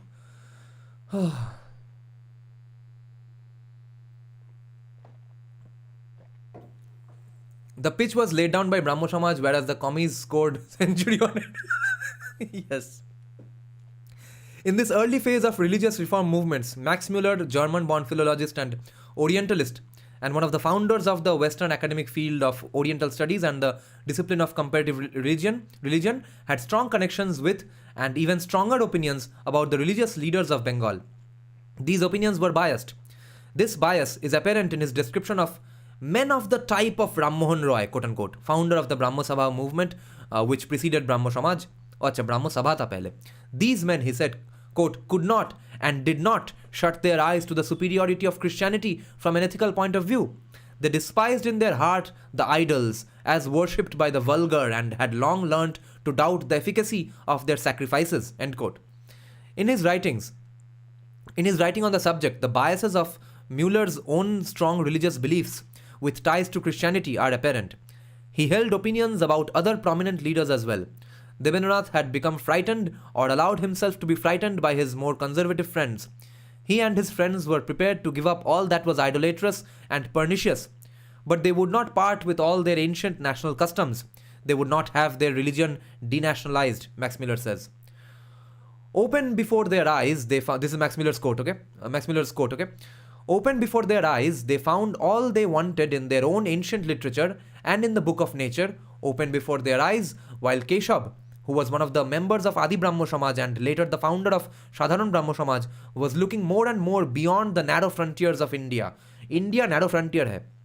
And seeking for spiritual food in a less degree in the Quran and other sacred books.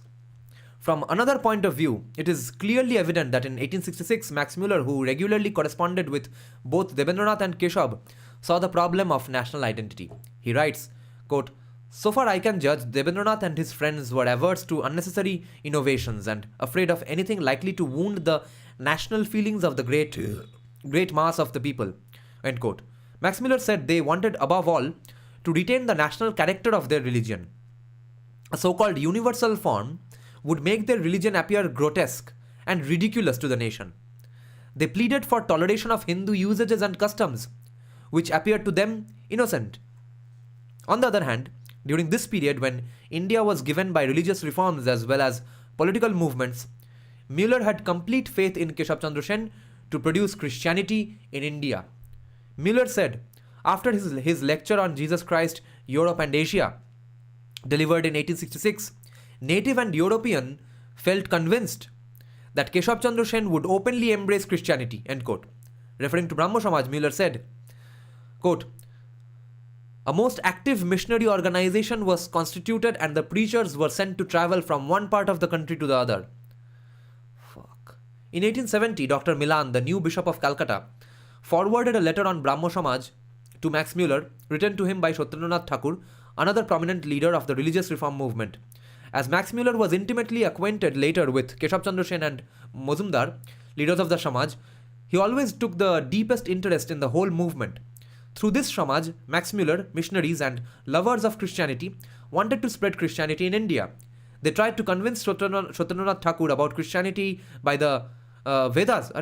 They tried to convince Satyendranath Thakur about Christianity by the Vedas, but he was not satisfied with the words. He questioned so much about Christianity that even Max Muller had no idea how to respond. The garment under diya. Muller's interest in spreading Christianity in India. Oh, क्या अजीब समय था. Nevertheless, Max Muller was convinced and eager for the spread of Christianity in India. As we see from his letters, quote, India is much riper for Christianity than Rome or Greece was at the time of St. Paul. Wow, wow, wow. India is much riper for Christianity than Rome or Greece was at the time of St. Paul. The rotten tree has for some time had artificial supports because its fall would have been inconvenient for the government. Max Muller also closely adhered to the goal of a universal religion based on his scientific theory on religion, which he tried to apply in India as a platform of his research. Quote, only 2 points seemed to us of real importance in the teaching of his last years. First, the striving after a universal religion and the recognition of a common substance in all religions. Sarvadharma. Secondly, the more open recognition of the historical superiority of Christianity as compared with more ancient of faith. End quote. Regarding the first point, we can see that Keshav and his work impressed Max Muller and the Christian missionaries. Max Muller fully supported the Sadharan Brahmo Samaj and he compared it to a church. He also said, quote, if there is ever to be a real religion in India, it will, I believe, owe its very lifeblood to the large heart of Ram Mohan Roy and his worthy disciples, Debendranath Thakur and Keshav Chandra Sen. What a great quote. And he was so right. But except that their followers who did create a religion claimed to be atheist. Max Muller was well aware of international missionary activities and fully sympathized with their cause. In a lecture delivered in Westminster Abbey on 3rd December 1873, Max Muller mentions the difficulty of preaching. Quote, and in fact, as the official report to which I have referred testifies in strong terms, the presence of the great evils which Indian missionaries have to confront, like Tantra, has often produced in them a noble and truly Christian indifference to the trivial divergences between themselves. End quote. It sounds almost devilish when he mentions in the same lecture that, quote, the misery of the war on the coast of Africa, the terrible prospect of the Indian famine, may furnish the very opening which we most desire. Abhi abhi loha garam hai famine mein, maro hathora bhosri ke. They may be the very touchstones by which these suffering heathens will test the practical efficiency of a Christian government and a Christian nation, of Christian missionaries and Christian people, and having so tested it, will judge. Fuck. It can be noted that Max Muller was not alone in his ideologies and beliefs. He was part of Victorian English society, with its steady rise as a colonial power. Such ideas were very dominant at that time. The Christian mission had become an important representative of Victorian society, especially in the non-European world. The idea of a heroic mission moving into dark civilizations to rescue the struggling races fitted very well with the public imagination of a Victorian heroic ideal, of a savior complex. This is best captured in the words of an almost mythic figure, the Protestant missionary martyr Dr. David Livingstone, who said, we came among them, the heathen, as members of a superior race. He was a famous person who discovered some stuff because he explored some stuff in Africa. We come among them, the heathen, as members of a superior race and servants of a government that desires to elevate the more degraded portions of the human family. We are the adherents of a benign holy religion and may by consistent conduct and wise patient efforts become the harbingers of peace to a so far distracted and trodden race. Noted historian K.M. Panikkar assessed the missionary activities to be the, quote, most serious, persistent and planned effort of European nations, end quote, in 19th century Europe. Max Muller was part of this social fabric. Despite his dedication to Christianity, Max Muller had a liberal view, which he never refrained from propagating. In a lecture on 3rd December 1873, he proclaims that the blending of religions is what brings the most beautiful form. Interesting. Quote from Max Muller, whenever two religions are brought into contact, when members of each live together in peace, abstaining from all direct attempts at conversion, whether by force or by argument, though conscious all the time of the fact that they and their religion are on their trial, that they are being watched, that they are responsible for all they say and do, the effect has always been the greatest blessing to both. अरे ये तो अच्छा बात बोल रहा है अचानक से. क्या schizophrenic आदमी है. It calls out all the best elements in each, and at the same time keeps under all that is felt to be of doubtful value of uncertain truth. So filter out. And at the same time keeps under all that is felt नीचे रखता है क्या नीचे रखता है all that is felt to be of doubtful value of uncertain truth. Whenever this has happened in the history of the world, it has generally led either to the reform of both systems or to the foundation of a new religion. Not really, this is what Hindu society was. Perhaps these thoughts summarize the ideology of Max Muller most fittingly. He was possibly more interested in seeing Brahmo Samaj blossom into a new form of universal religion than in adopting Christianity as it was. Right, this is the nuance, fair enough. To blend these two religions together, the scientific basis came from his racial theories. Ab hum usme ghusenge. But the point to note is that in theory this was correct, and in theory it could be almost defendable. But the problem is that it got distorted into some very bad stuff. Keshav's new synthesis, making Brahmo Samaj really universal. Keshav's modernization efforts had to go hand in hand with a religious view. While Ram Mohan Roy, Debendranath Thakur and other national reformers like Dayanand Saraswati spoke against idol worship, polytheism, Keshav moved significantly ahead by drawing on Christian, Islamic and Zoroastrian ideas. He accepted, as in the case of Christianity, that inspiration is the only source of religion. The key question around religion, namely the nature of God that puzzles Western minds, is clearly answered in his doctrines. In the religion of the Brahmo Samaj, it is mentioned that there is no apparent, quote, difficulty in reconciling these seemingly irreconcilable conceptions. God indeed is immanent. He is not an extra-cosmic mechanical artificer of the universe, end quote. A universal religion could stand stronger on the pillars of a universal connection of race, culture or language. During the public lecture delivered by Keshav as early as 1866, we see that there is an implicit assumption of the theory of racial similarity, which is also flavored by repeated reminders on the Asiatic origins of Jesus. ये सब करते करते, therefore you see, we can understand, kind of get hints that therefore to propagate this idea कि हम सब एक है, racially भी एक है, Jesus यहाँ पे जन्मा था, ये सब करते करते जब आर्यन इन्वेजन थ्योरी आया तब वो भी बड़ा मजा आया इनको to kind of propagate their Brahmo Samaj ideas. Keshav's silent support of Aryan invasion theory, Asiatic Christ. In the lecture delivered titled Jesus Christ, Europe and Asia, Keshav wonders why, quote, instead of mutual good feeling and brotherly intercourse, we find the bitterest rancor and hatred, end quote. In the same lecture, he extends the hand of religious brotherhood by claiming Europeans and natives are both children of God, end quote. Further, to claim that Jesus was Asiatic, Keshav suggests that Asiatics can better comprehend the Bible. Quote, and is it not true that an Asiatic can read the imageries and allegories of the gospel and its descriptions of nature, natural sceneries, of customs, manners, with greater interest and a fuller perception of their force and beauty than Europeans? इसका basis क्या है ये बोलने का? End quote.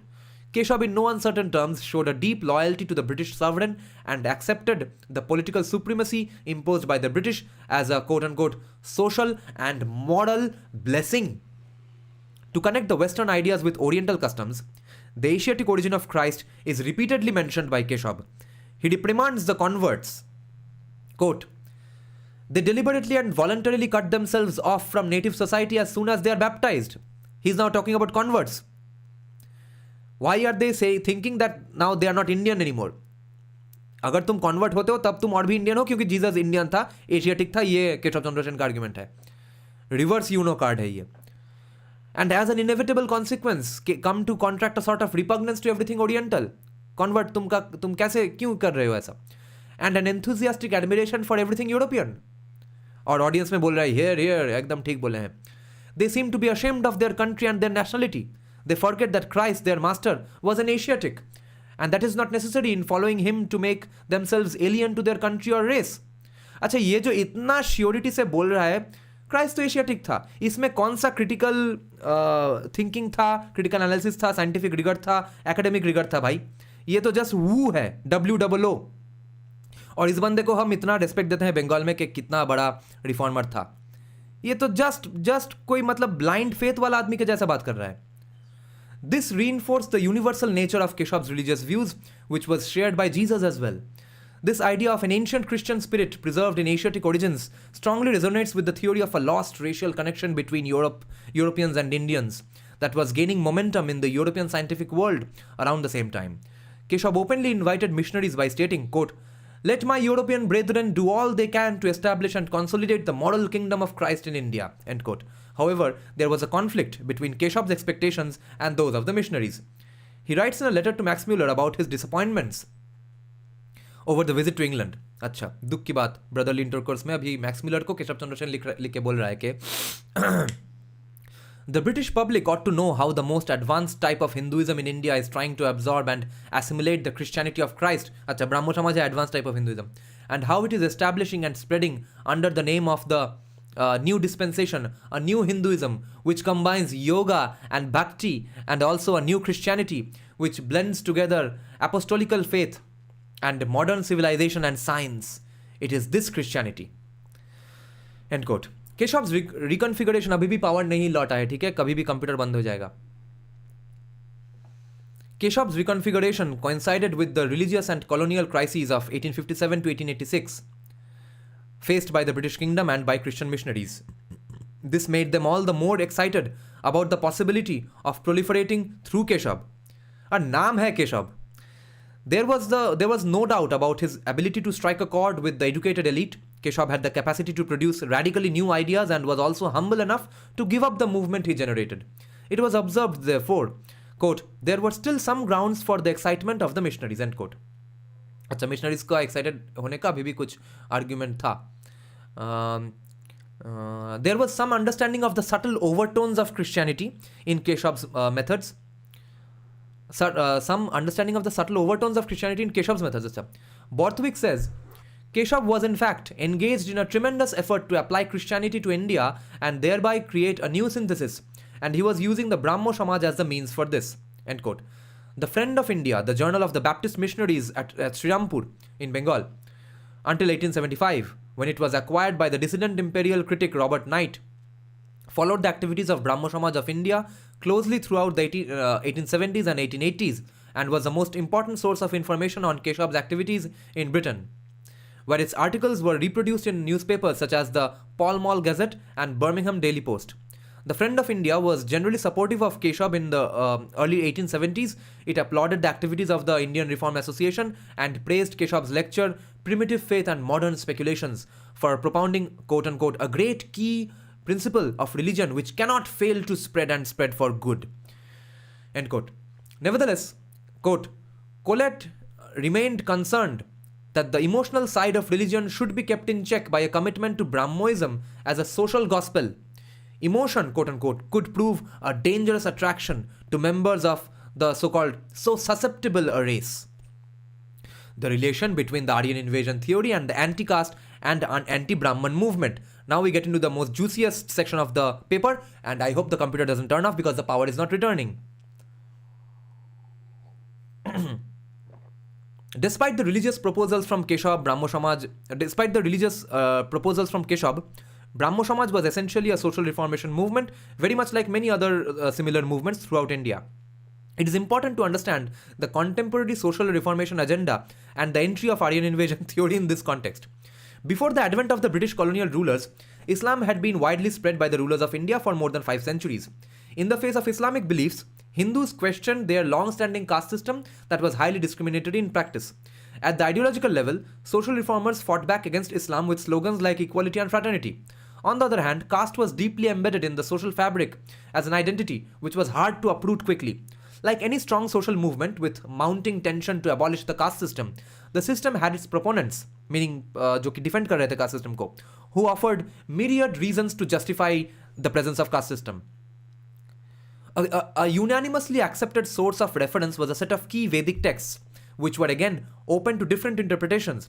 Reformers debated whether the Varnashram proposed in the ancient Sanskrit literature was merely a model to be adapted for a different time or a universal model that needed to be followed at all times. Keshav promoted universal brotherhood among Brahmos, but the social undercurrents were present nonetheless. Social movements in other parts of India were often more vigorous. In 1873, Jyotirao Phule established Satyashodhak Samaj, Society of Seekers of Truth, which denounced the caste system completely and rejected the Vedas as the so-called opportunistic creation of upper caste Hindus. Romila Thapar wrote, Jyotirao Phule maintained that the Aryan invasion explained the arrival of alien Brahmins and their dominance and oppression of the lower castes. The invasion was necessary to this view of history. The dominance of Brahmins or upper caste Hindus in various prominent political, social and administrative roles was another important issue which attracted attention from the British rulers as well as the non-Brahmin population. either for a divisive or inclusive political agenda, positive discrimination for the underrepresented population began. के वो reservation या affirmative action जैसा उसको बोलते हैं positive reservation के वो देखने का जरूरत नहीं है कि उसका क्वालिफिकेशन क्या है, उसको कुछ काम दे दो अभी by force. Quote, the process of distinguishing began with the education department, segregating first the Hindus into Brahmins and quote-unquote other Hindus in the year 1870. ये किसी को पता था? By the year 1874, the segregation had changed to Brahmins and Hindus and non-Brahmins. Fuck! पहला segregation already हो गया कि Brahmins and so-called other Hindus, then Brahmins and Hindus and non-Brahmins. By the early 1880s, it was made Brahmins, Vaishyas, Shudras and other Hindus. Kshatriya कहाँ गया? In the southern part of India, a series of anti-Brahman conferences was organized by the noted political leaders Sir Pitti Theagaraya Chetty and Taravat Madhavan Nair, who eventually formed the Justice Party in 1917 to air their opinions. This suited the colonial rulers perfectly. Nair spoke in a meeting in 1917, quote, non-Brahmins were looking to the British government for protection to hold scales evenly and to mete out justice. But when they saw a movement progressing whose object was to undermine British influence and power in this country, they thought it their duty to rally around the British government and to support them. In a nutshell, Aryan invasion theory helped fuel discord among various established ethno-racial groups in India.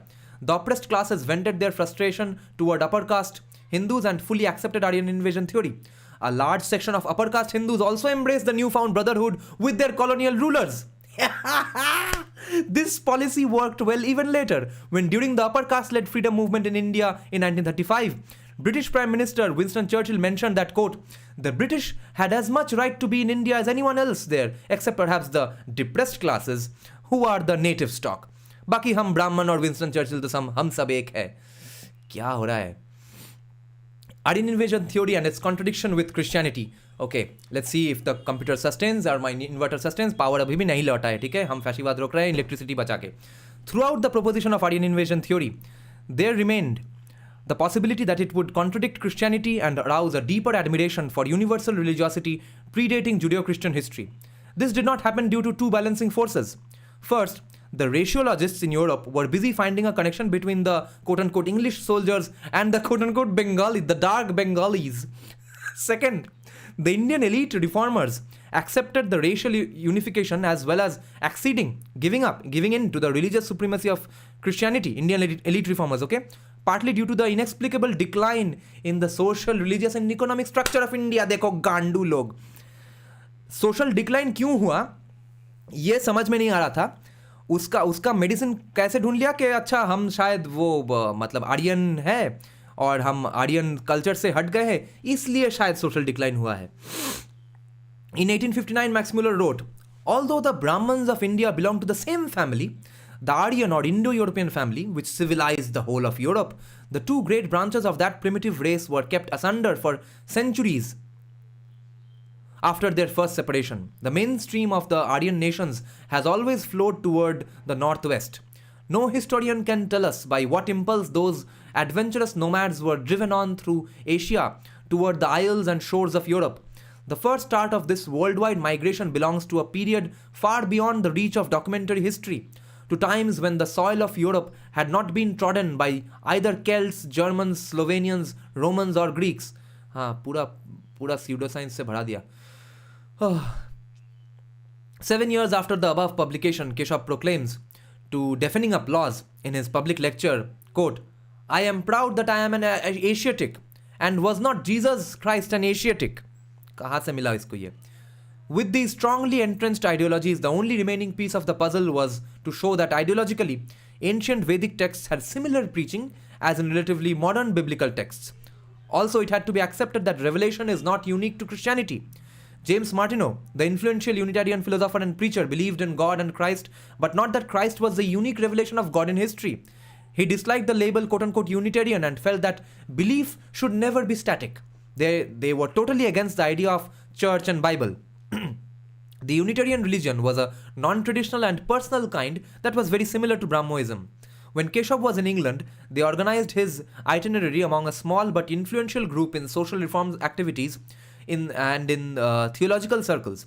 Martineau naturally agreed with Keshav's views. Other prominent Christian leaders were interested too. Dean Stanley from the Broad Church carefully followed the developments in Brahmo Samaj. Quote, they felt that Brahmoism was moving towards Christianity and that being an indigenous movement, it would have greater power than proselytization by foreign missionaries to rescue and convert the masses from the depths of idolatry. End quote. From Borthwick's viewpoint, Max Muller was renowned for his belief that every religion had a core of truth, and he saw Brahmoism as entering that core in Hindu religion. Like many others, he also saw the Brahmo Samaj as a step toward Indian Christianity, as even though he believed in the truth of all religions, he felt that the moral beauty of Christ and Christianity was the summit of civilized belief. Retracing of the Brahmo movement toward Hinduism.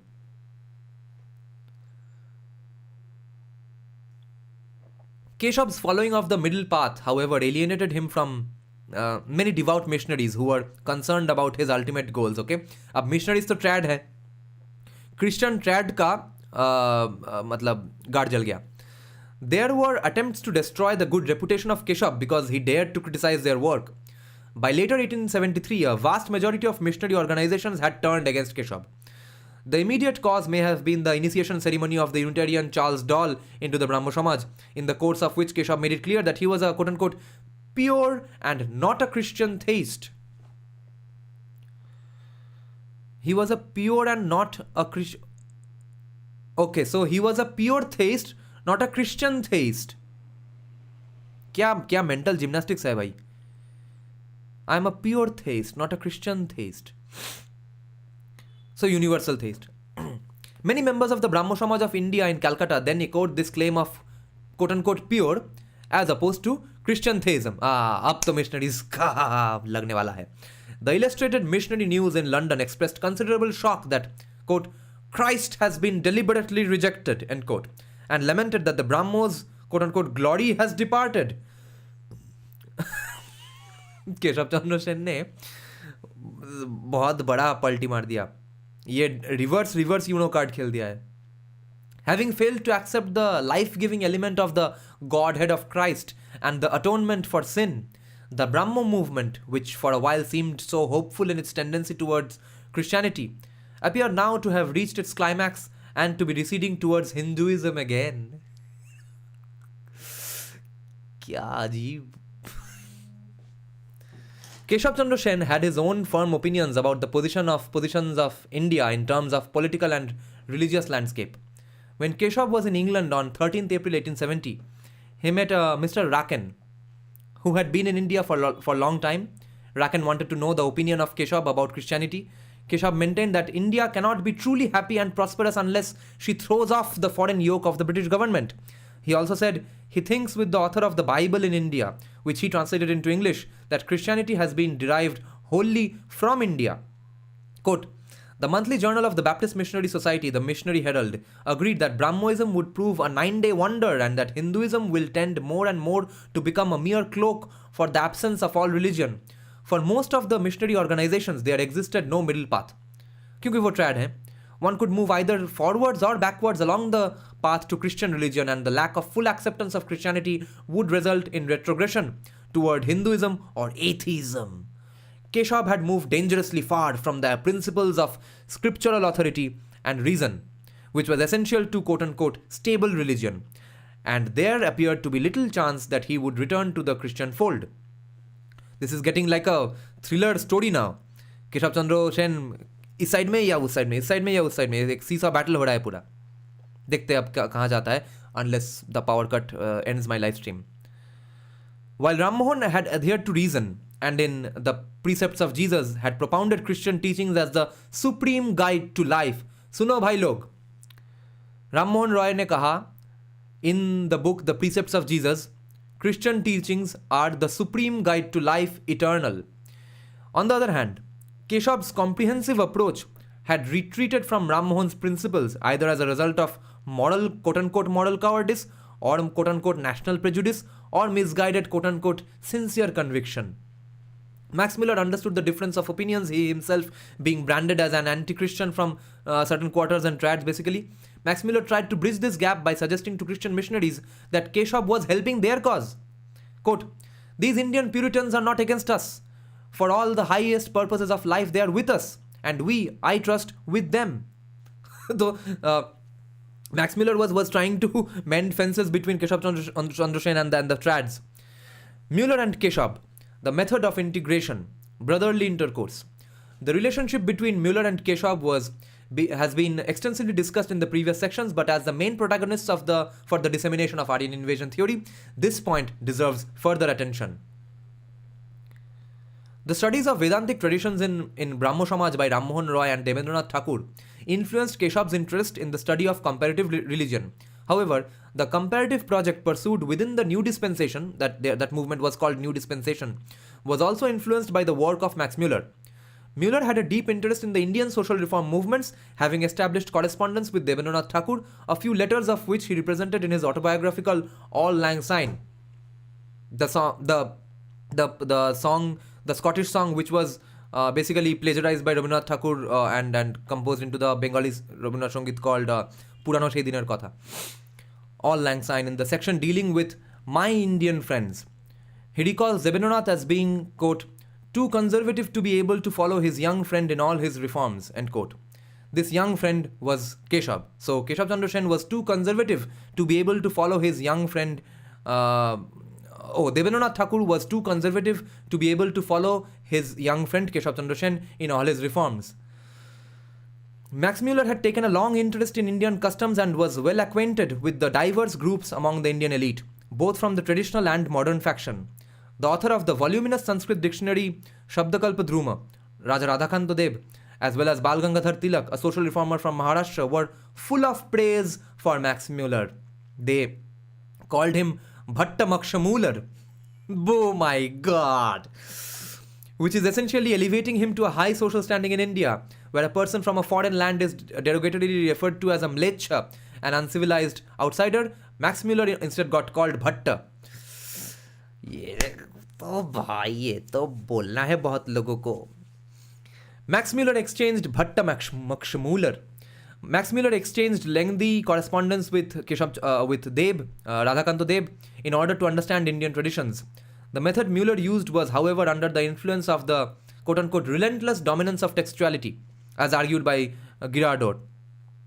Comparative studies of the Vedic tradition vis-a-vis, for example, Teutonic mythology, gave little access to the Indian mind.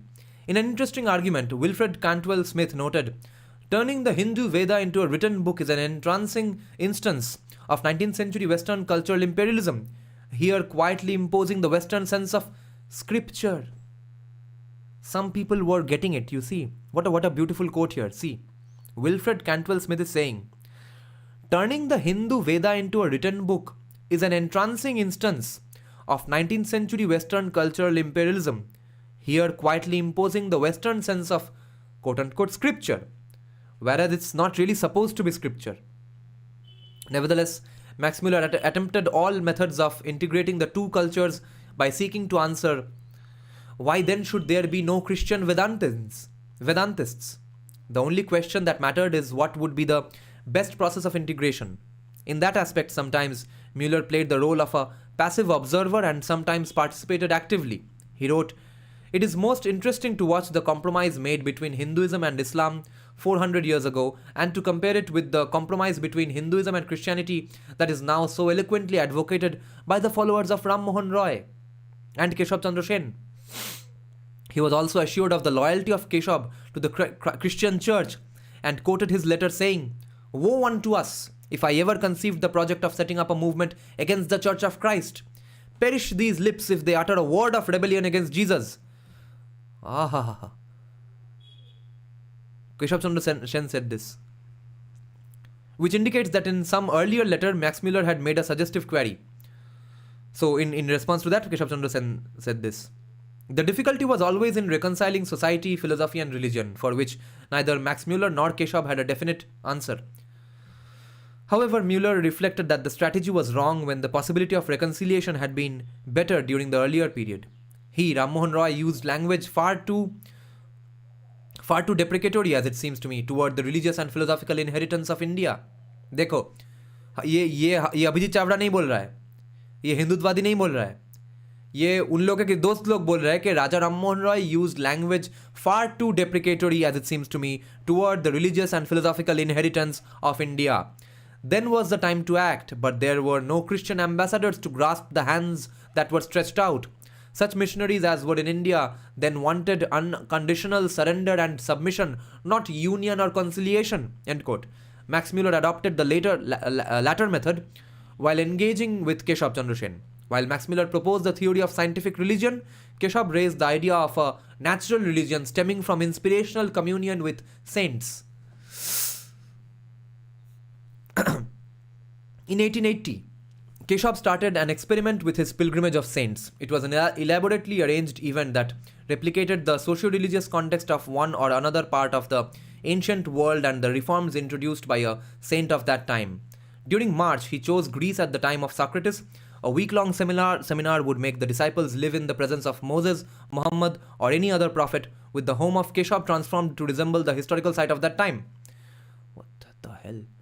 For Keshav, the Mullerian rational comparison of sacred texts and the inspirational comparison of divine attributes through communion with saints were thus two sides of the same coin. Muller was also convinced of this when he commented on a lecture of Keshav's, quote, "Thus he writes in his lecture, the apostles of the new dispensation, only science can deliver the world and bring light and order out of the chaos and darkness of multiplied churches.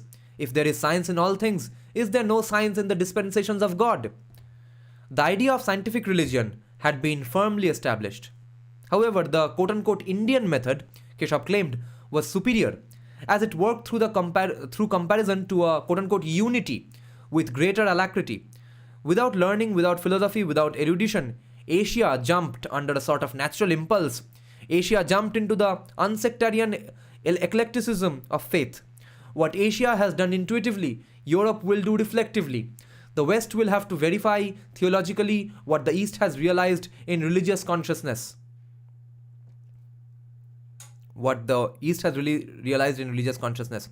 Great scholars will be called upon to vindicate and verify upon philosophical grounds the scientific unity of all the great religions which Asia has founded and shaped with all the simplicity and freshness of natural inspiration.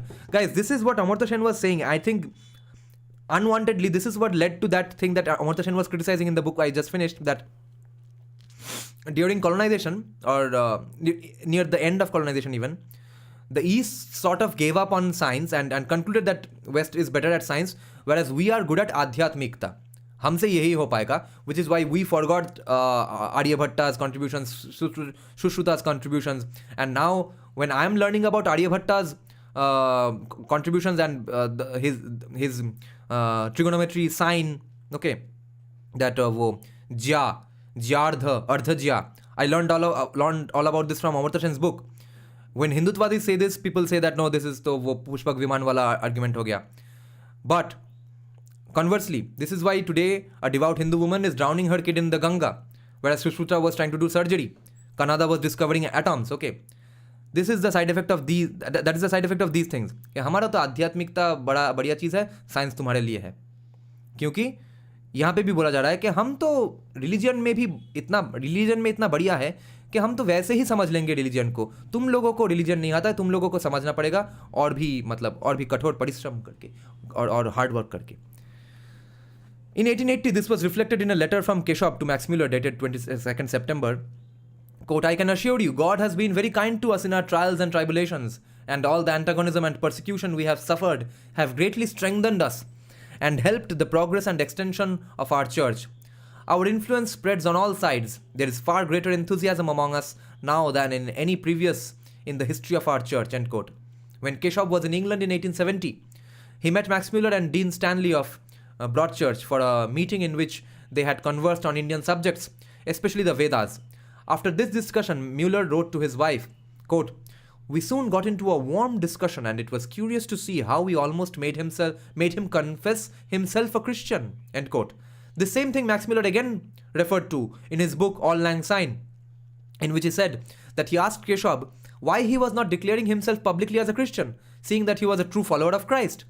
But Keshav handled this very tactfully. See, Keshav Chandra Sen was an evil Vivek Ramaswamy.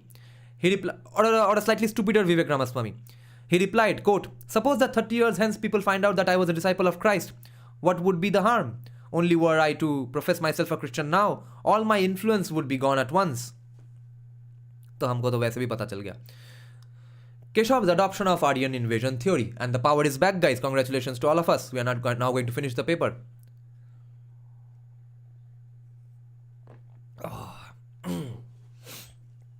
Oh, Hindu Vichardhara show is here. Arey, that's a great channel.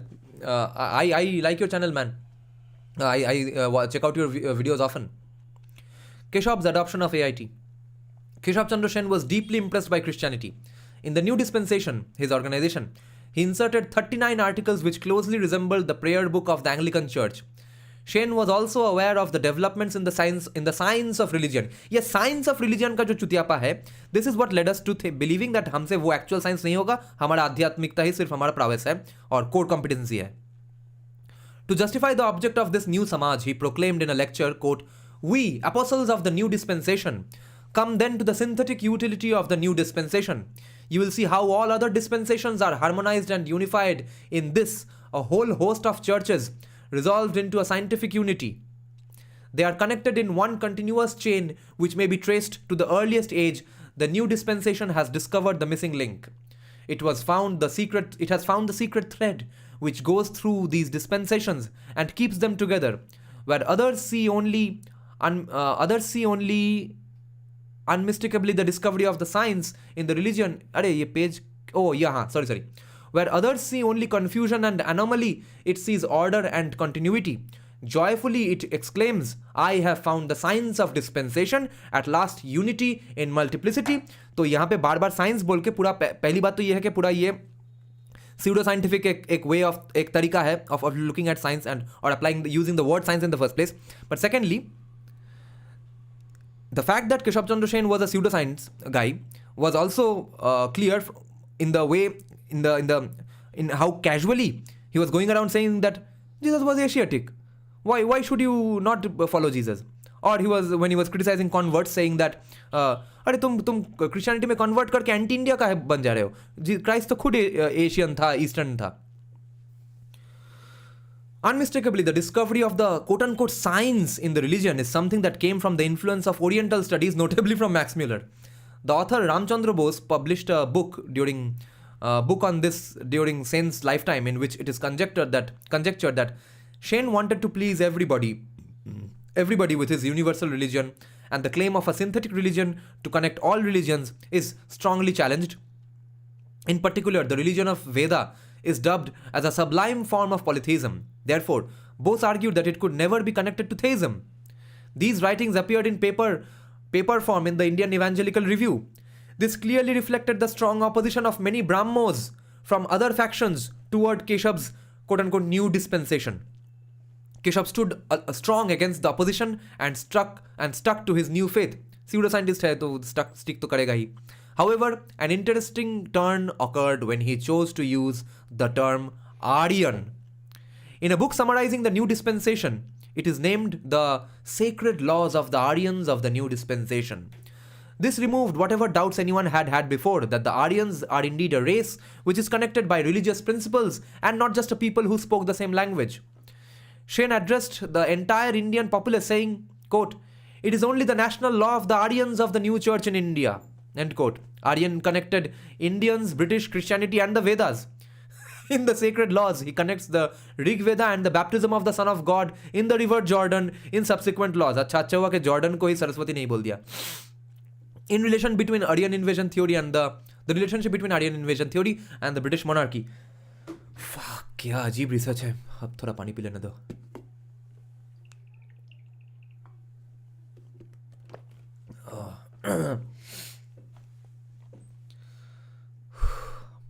The Victorian era was notable as a period of transitions from ancient beliefs. The Victorian era was notable as a period of transitions from ancient beliefs to scientific rationalism, from local battles to international industrial and military capitalism. The role of a strong underlying theory justifying supremacy was not unknown to the elite, in particular the British monarchy. Scientific racial theories as well as emerging disciplines surrounding race, language and culture were quickly absorbed. Max Muller played a major role in this. This has been noted by many studies of Victorian culture, such as that of Daniel O'Leary. Quote, the new imperial culture in speeches, addresses, and myriad public utterances described itself with a vocabulary learned from the philologists and the quote-unquote Britons and Anglo-Saxon, which emerged from the antiquarian studies of Max Muller. During the Victorian era, Max Muller was by far the most influential scholar, and he was close to the monarchy. To Baron von Bunsen on 25th August 1856, he wrote, after the last annexation, the territorial conquest of India ceases. What follows next is the struggle in the realm of religion and of spirit, in which, of course, center the interests of the nations. India is much riper for Christianity than Rome or Greece were at the time of St. Paul. The Lipsing is much at court and is evidently destined to play a political part in India. I wish I could get in touch with him in some quiet, natural way. Could it be managed with the help of Prince Albert, or would you help me to it? In many ways, Muller was a protege of Baron von Bunsen, the Prussian ambassador to the British court and close to the Prince Consort Albert, husband of Queen Victoria. Max Muller's steady rise in the esteem of British royalty was obvious in his letters in January 1864, when he mentions, quote, the Queen was very kind, said she was looking forward to the lectures, end quote. The Queen indeed attended the lectures together with the princesses, having been to no lectures for 10 years. Max Muller with little pride proclaims, quote, she listened very attentively and did not knit at all, though her work was brought, end quote. So she brought something to go on knitting, okay, if she gets bored, but she did not knit. The lectures were on the topic of the science of language.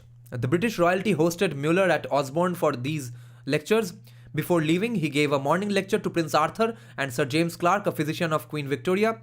The concluding words of that lecture were, quote, when the last 2 volumes of Veda are published, we shall have saved from destruction a work older than Iliad, older than any other literary document of that notable race of mankind to which the greatest nations in the world's history have belonged.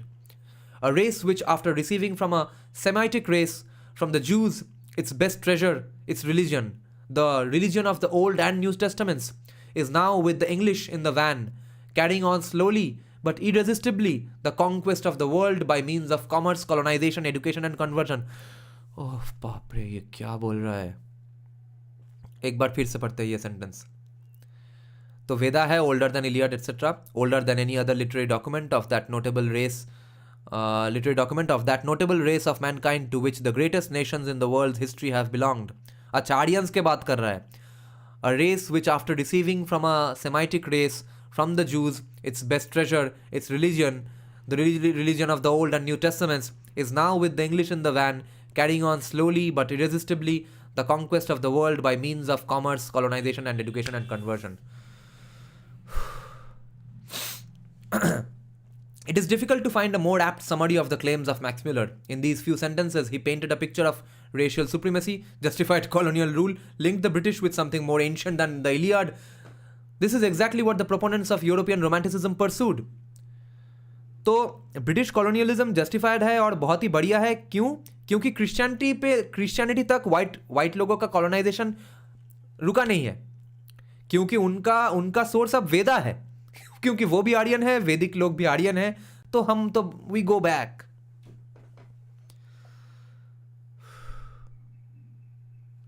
This is exactly what the proponents of European romanticism pursued. Max Muller was not alone in closeness to the monarchy in these efforts. Joseph Barber Lightfoot was the chaplain of Queen Victoria and a Hebrew and classical scholar. He wrote several commentaries on the New Testament between 1865 and 1875, where he also took up the study of raciology based on philological and etymological evidence. Needless to say, when Keshav visited England in 1870, the stage was all set for him. He reiterated the same beliefs that the royalty had learned from scholars like Max Muller. Using the tools of British Empire, the politicization of Brahmo Samaj. The discovery of ancient Indian texts and the subsequent adoption of Aryan invasion theory were welcomed by British imperialists as a useful mode for maintaining the status quo. Lord Curzon dubbed it, quote unquote, the necessary furniture of empire. Aryan invasion theory was the necessary furniture of empire according to Lord Curzon, जिसके नाम पे कलकत्ता में रास्ता है. And Aryan invasion theory gained a broad sweep of acceptance via the dialogues of Max Muller and Keshav Chandra Sen, as well as the active participation of Christian missionaries. As early as 1804, Alexander Todd delivered a brilliant dissertation in Bengali on whether, quote, the translation of the best works extant in the Sanskrit into the popular language of India would promote the extension of science and civilization. However, the necessity arose from a completely different viewpoint. Mastering the history and culture of the colonial subjects was considered important for multiple reasons. The nationwide revolution in 1857 clearly showed that it was not sufficient to rely on the loyalty of a handful of landlords and kings.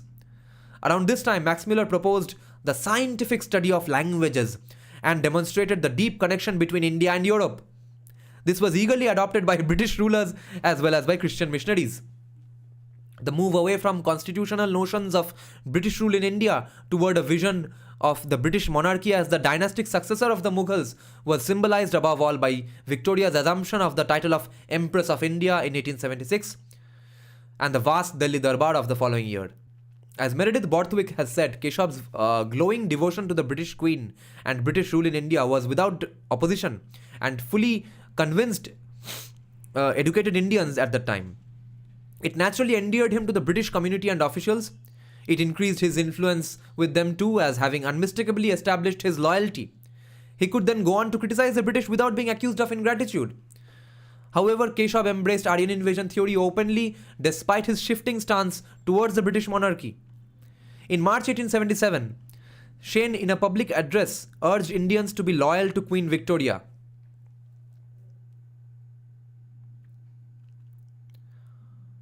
The Empress of India. He reminded his quote-unquote educated countrymen that it was the quote British government that came to your rescue as God's ambassador when your country was sunk in ignorance and superstition and hopeless jejunanese, and has since lifted you to your present high position. End quote. Shen continued, quote, India in her present fallen condition seems destined to sit at the feet of England for many long years to learn Western art and science. ये ही है मेरा argument against Kushal Mehra when he denigrates decolonialists for using the term Western science. It was Westerners or pro-West Indians who were using the word, sentence, phrase Western science. Thus, while we learn modern science from England, England learns ancient wisdom from India. ये है अमर्त्य सेन का criticism, okay? तुम science आता है, हमको आध्यात्मिकता आता है, तो तुम टेस्ला बनाओ, हम नदी में अपने बच्चों को डुबा दे. Shane went on to declare with a flourish, Gentlemen, in the advent of the English nation in India, we see a reunion of parted cousins, the descendants of two different families of the ancient Aryan race. The last rhetoric about quote-unquote parted cousins is an unmistakable sign of Keshav embracing and popularizing Aryan invasion theory among Indian intellectuals. Interestingly, despite his later renunciation of Aryan invasion theory, Max Muller renounced Aryan invasion theory. ये कब हुआ भाई? Hey, does anyone know? What the fuck? Interestingly, despite his later renunciation of Aryan invasion theory and his close connection to Keshav, Max Muller never refuted Keshav's adoption of Aryan invasion theory.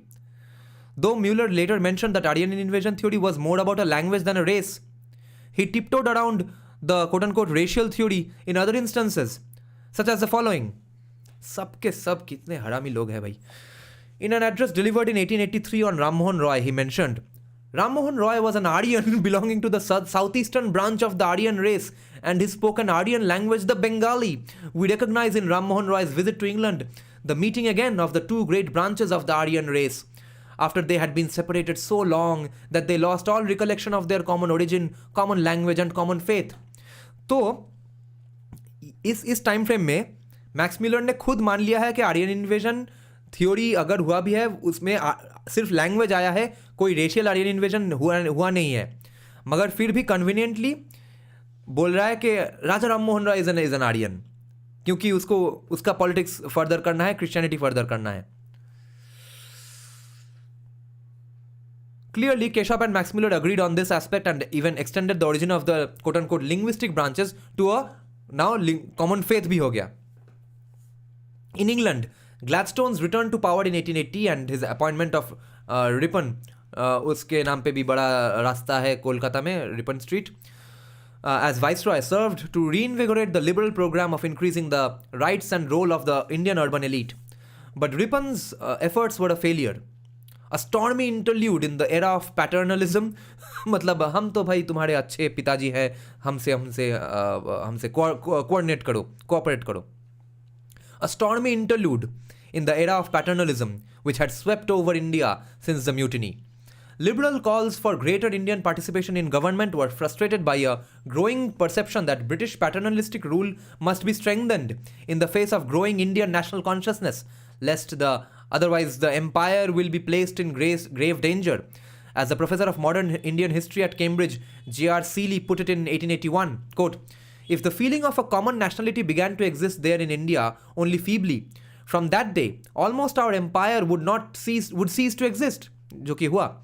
Hierarchical and paternalistic conceptions of British imperial rule, bolstered by fears that Indian quote-unquote nationalism could lead to the demise of empire, were paralleled by the emergence of more militaristic and patriotic popular conceptions of empire. As both McClellan and Rose have argued, from the 1880s, the language of quote-unquote citizenship in Britain began to be tied more closely to notions of national and imperial duties and acquired a more distinctly militaristic and masculinized tone. It was also from the 1880s that elementary state education in England began to acquire a more overtly imperialist slant, as teachers were encouraged to foster notions of good citizenship and patriotism in the classroom.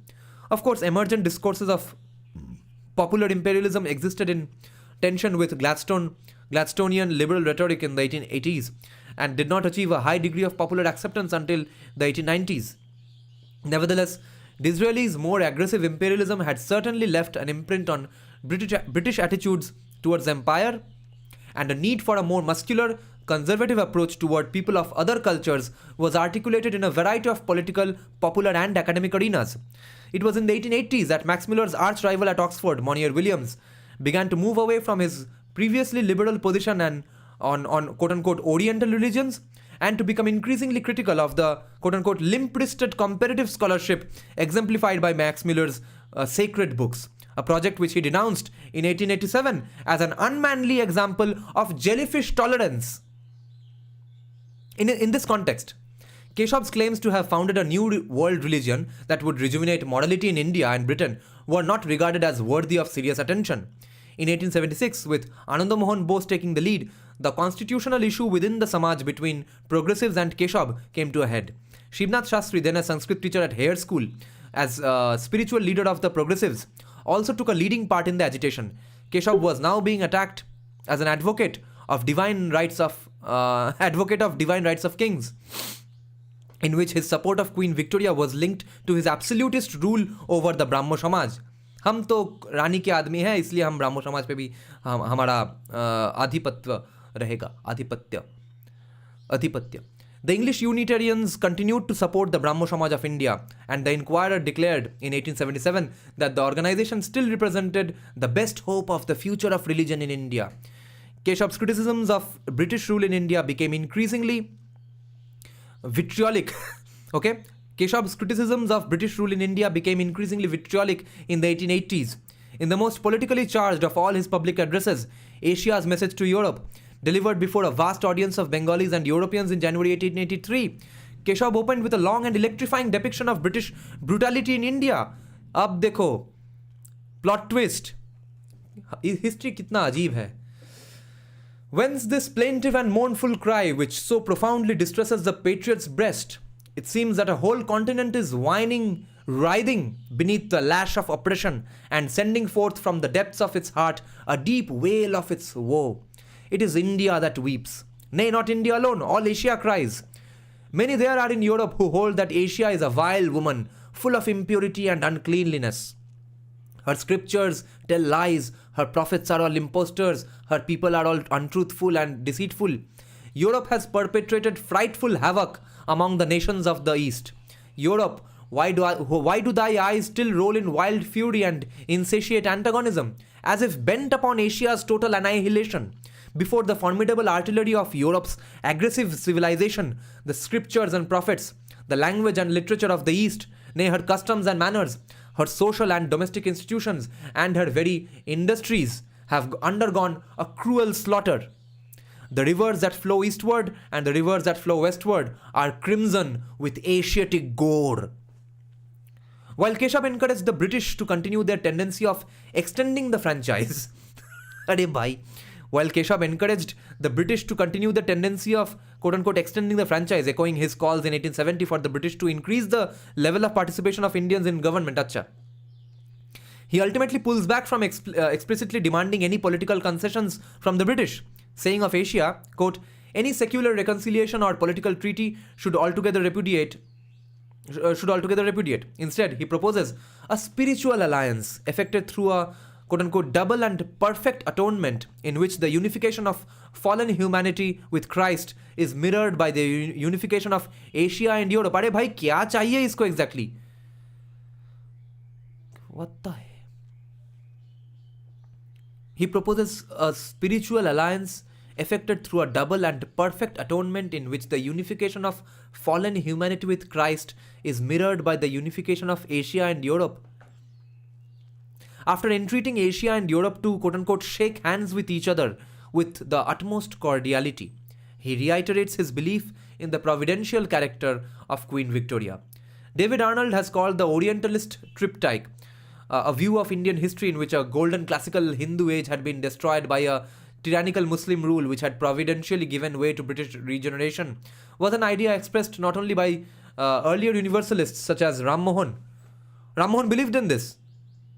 Okay, Ram Mohan believed in this basically Hindutva position, but also by contemporary nationalists such as Bankim Chandra, Bipin Chandra Pal, yes, and writers in the national paper.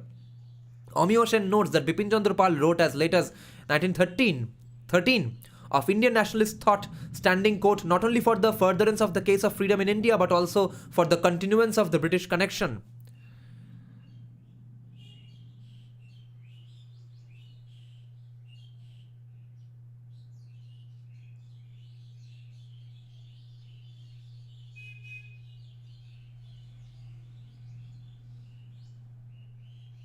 Many of इसका मतलब क्या है?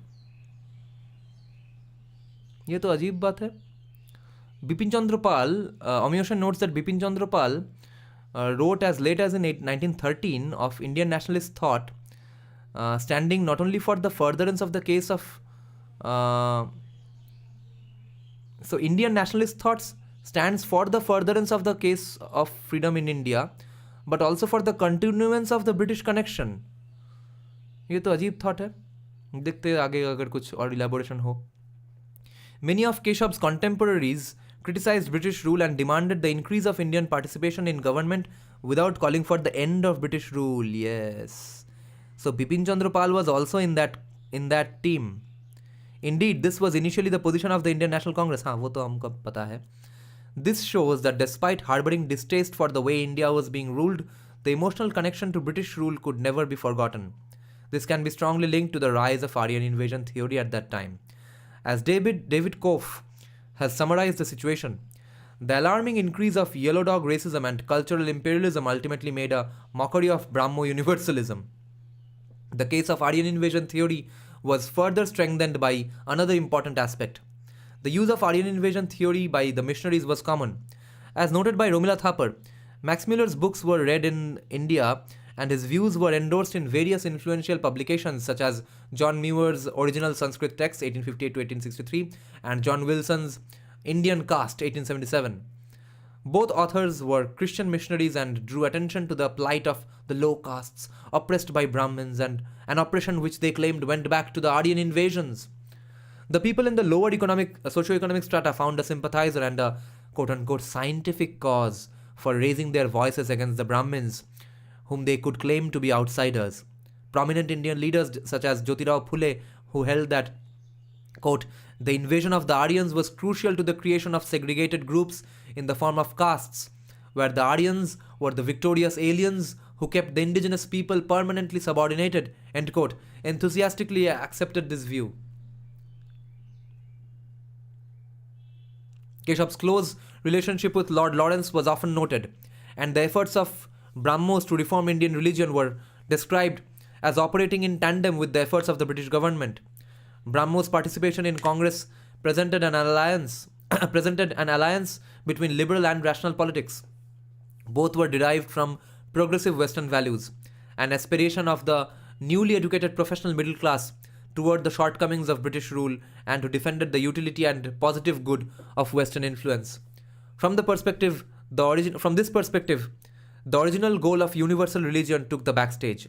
Hence, Collette's sense of disappointment. Quote, "It is because we thought so highly of the Brahmo Samaj at one time and hoped so much from it that we regret so deeply its fall.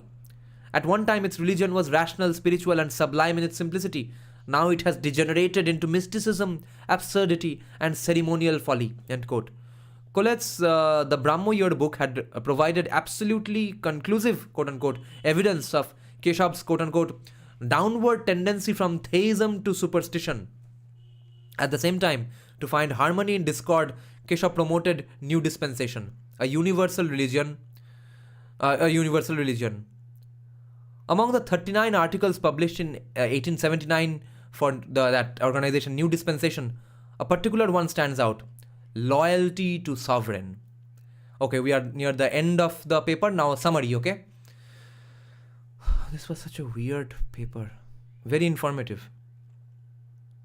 The initial fervor of the discovery of linguistic cultural similarity slowly permeated the Indian social reformers.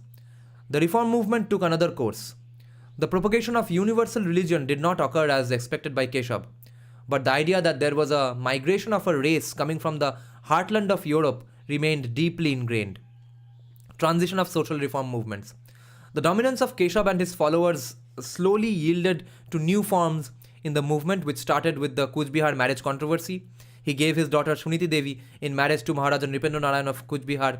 He revived the performance of mystical plays, and he took part in one. These changes alienated many of his followers, who deserted his standard and founded the Sadharan Brahmo Samaj on 15th May 1878.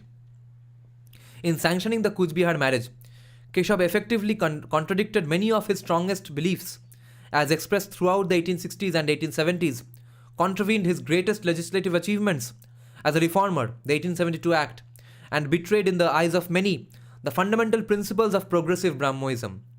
This fact, together with the growing tendency of Keshav towards mysticism and spiritual teaching from the Indian philosophies, created increasing distance between him and the intellectual elite circles of India. At the time, the rising fervor of patriotism in India, as well as the proliferation of Aryan invasion theory in caste-based politics, dented Keshav's mesmerizing influence to some extent. Interesting. Patriotism and proliferation of Aryan invasion theory in caste-based politics. So you see, Aryan invasion theory was a double-edged sword for them. First, they propagated Aryan invasion theory to claim that, see, we are so much great friends with the British. But then, because of Aryan invasion theory, the lower castes started thinking of them as outsiders. That's when their movement suffered. You live by the sword, you die by it. The national paper, which Devendranath commissioned Nabagopal Mitra to start in 1865, proved from 1867 on to be the most effective means of propagating Hindu Brahmo nationalism against Keshavite universalism among the Western educated population in Bengal. Some factions of Brahmo Samaj adopted new doctrines with quote-unquote Brahmos welcome the coexistence of Brahmo principles with governance but oppose all governance in conflict with Brahmo principles, which conflicted with Keshav's loyalty to the sovereignty. Did Keshav play a role in the British missionary alliance? Now the big question. Keshav's unflinching loyalty to the sovereignty definitely made him an ideal candidate for demonstrating the efficacy of the British rule in India. However, his tendency towards mystic traditions was a failure in the eyes of Christian missionaries, who had at one time been convinced that Keshav was the best person to spread Christianity in India. For Orientalists, he was already an established ally, as he proclaimed the benefit of the quote-unquote lost kinship several times. At this juncture, Orientalists had nothing further to convey to Keshav. Missionaries had a diminishing interest, whereas the British government were interested in linking Keshav with prominent leaders to further their cause. In fact, it is interesting to note that the British government played an important role in the Kuch Bihar marriage, knowing very well that this would ruin the reformist movement initiated by Keshav. The British government had long established relations with many Indian kings and jamindars, either in the form of alliances, domination, or simply friendly relations, who in turn acted as their representatives within a larger fabric of paternal colonialism. They wanted to extend their influence and intervene in the affairs of Kuch Bihar and remove quote-unquote evil and retrograde tradition run by the then ruler. To achieve their purposes, the British sent the Raja King to Ward's Institute, Benares, and later to Bankipur College, Patna, Bankipur College, Patna, under an English tutor. The British aimed to mold him into a model ruler of a modern state, and finally sent him to England to finish his education, though the ladies of the palace objected strongly. Pratap Chandra Majumdar first heard in 1877 that the British government had decided that Keshav's daughter would be a suitable bride for the Maharaja. The British persisted in this, writing continually to Keshav. The Deputy Commissioner Mr. Dalton wrote to Keshav on 22nd January 1878 that the Lieutenant Governor had decided that the Raja was to go to England in March and so should be married before then. To overcome Keshav's repugnance at having his daughter marry before she turned 14, Dalton suggested that it would not be a marriage in the ordinary acceptance of the term, but a solemn betrothal, sort of an engagement. Sex nahi karna hai. In effect, the British authorities proposed a legal marriage that would not be consummated till the parties were of age. It was a compromise that would suit British purposes. Keshav was persuaded to see this as being of great benefit to the spread of Brahmoism and enlightenment in India. Why did Keshav agree to a marriage that caused him so much public and personal distress? Pratap Chandra Majumdar recalls, quote, he fervently believed that the representatives of the British government could never deceive him, end quote. अच्छा, ये belief था. वो मुझसे कभी मतलब कुछ गलत हम करेंगे नहीं. वो मुझे कभी they will never deceive me. Keshav wrote later to Max Muller that his agreement to the marriage had stemmed from a combination of his conviction that the marriage was providential अच्छा तो भगवान से भी आया है, and his duty to place the public good before his individual interest. Quote, I saw the finger of God in all the arrangements, trials, and struggles in connection with the marriage.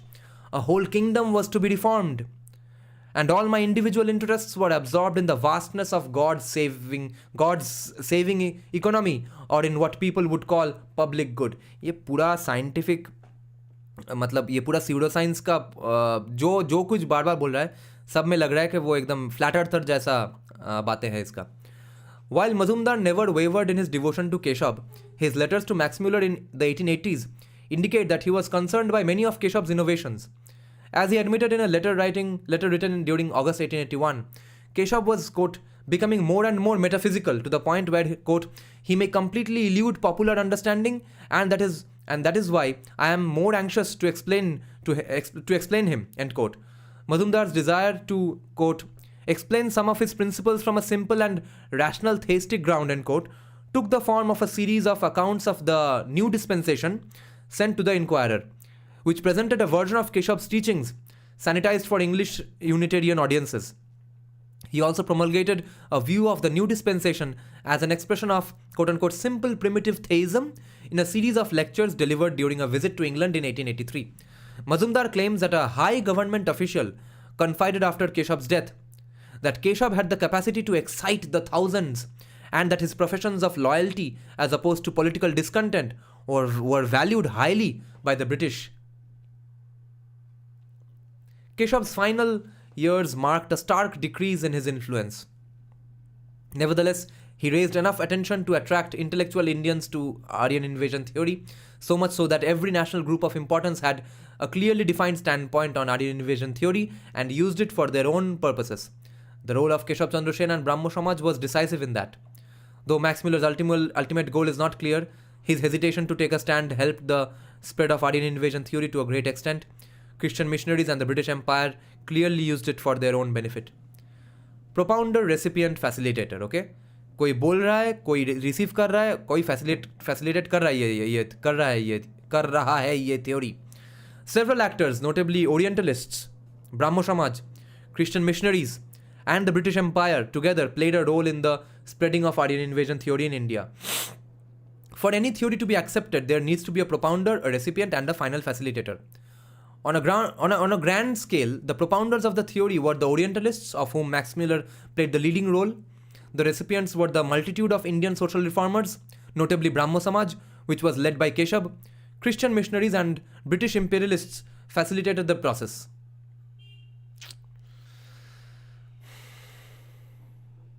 The recipients were the multitude of Indian reformers, notably Brahmo Samaj, which was led by Keshab Chandra Sen.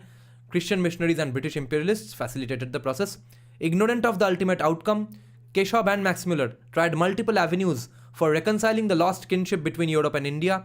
Sometimes it merged the sovereign with the church, and sometimes it took the form of a universal religion. While it remains arguable whether or not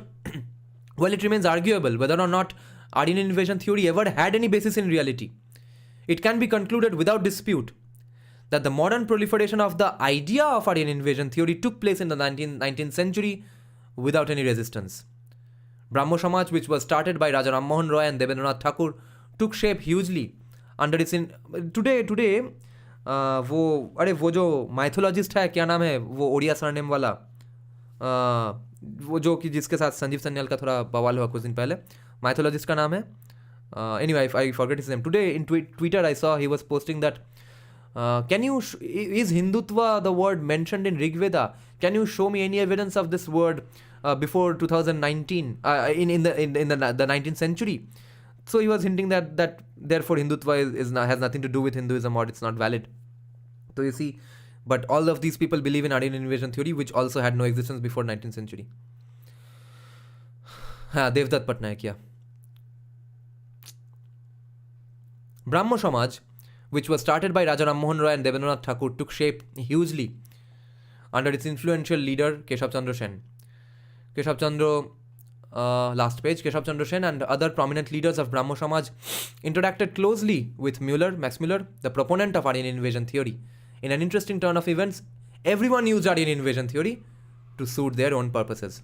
The young Bengal, Keshab preferred his middle path to Christianity. Debendranath wrote in his autobiography, Keshab proposed a universal religion in his faction of Brahmo Samaj and caught the attention of British and Indians alike with his oratory skills. Under the leadership of Keshab Chandra Sen, Brahmo Samaj played an influential role in shaping the ideologies at Calcutta, the capital of British India. Yeah, no wonder. It marked a slow shift from the period of ideological stagnation in the wake of Macaulayism and ended with rising signs of patriotism. On the other hand, Christian missionaries used Aryan invasion theory to sympathize with the people in the lowered socioeconomic strata. British imperialists dubbed Aryan invasion theory the quote-unquote furniture of Europe. I don't understand this particular connection, that how was Aryan invasion theory contributing to Indian nationalism? एक बार पढ़ने दो ये जगह. Under the leadership of Keshab Chandra Sen, Brahmo Samaj played an influential role in the shaping. Okay. So it was sort of an unintended consequence के एक नया कुछ idea आया, चलो कुछ नए चीज़ें पढ़ते हैं, आर्यन इन्वेजन थ्योरी नाम का एक थ्योरी आया, चलो पढ़ के देखते हैं. इससे और थोड़ा डिफरेंट वेज का चिंता करना शुरू हुआ, उसके वजह से इंडियन नेशनलिज्म शुरू हो गया कलकत्ता में अरबिंदो वगैरह का. So that's sort of an unintended consequence. Interesting. Clearly, Aryan invasion theory. So it was sort of a shake-up that the Kolkata society required at the time. Clearly, Aryan invasion theory was popularized as a quote-unquote scientific theory, which was supported by leaders of influential standing across the nation. The first glimpse of this came through Brahmo Samaj. At the end, the only remaining questions were who belongs to an Aryan race and who does not, or whether the European Aryans were superior to the branch which migrated to India or not. In this confusion, unfortunately, the scientific basis of Aryan invasion theory itself was never questioned. What a great fucking paper, huh? Find out who this man is. Thank him. If you find him on Twitter, he's alive, obviously. This is his email ID. What a great person. What a great scholar. Subrata Chattopadhyay Banerjee, double Aryan. Thank you for joining the live stream, guys, in the middle of a Saturday afternoon. This was a great discussion. Shoham Maiti saying, I like this discussion very much. Respect to that. Thank you, bro. Any interesting comments? Maybe counter arguments started who were... Exactly. Yeah. So it was a necessary shake-up. तो ये लोगों ने बोलना शुरू किया कि हम तो भाई आर्यन है क्योंकि हम ब्रिटिश के साथ दोस्त हैं, तो उससे ही शायद किसी लोगों को गुस्सा आके और भी एक्स्ट्रा ट्रिगर्ड हो गया nationalism. Could have been that way. That is the ebbs and flow of history. দাদা কখনো পরে একটা ভিডিও করে পশ্চিমবঙ্গের ডেমোগ্রাফিক চেঞ্জের ব্যাপারে. হ্যাঁ, কোনো পেপার টেপার হলে ভালো. আজকে একবার লাইভ স্ট্রিম আসার চেষ্টা করবো. I'll try to come live stream come on live stream today again if I have the energy, because I did not sleep much. 4 hours I slept. But I have to discuss another thing now, the flip side of this coin. I am going to discuss a 56-page paper by Raja Rammohan Roy from 1817 called In Defense of Hindu Theism. So hope I am able to do it today. Thank you for joining, guys. Bye bye.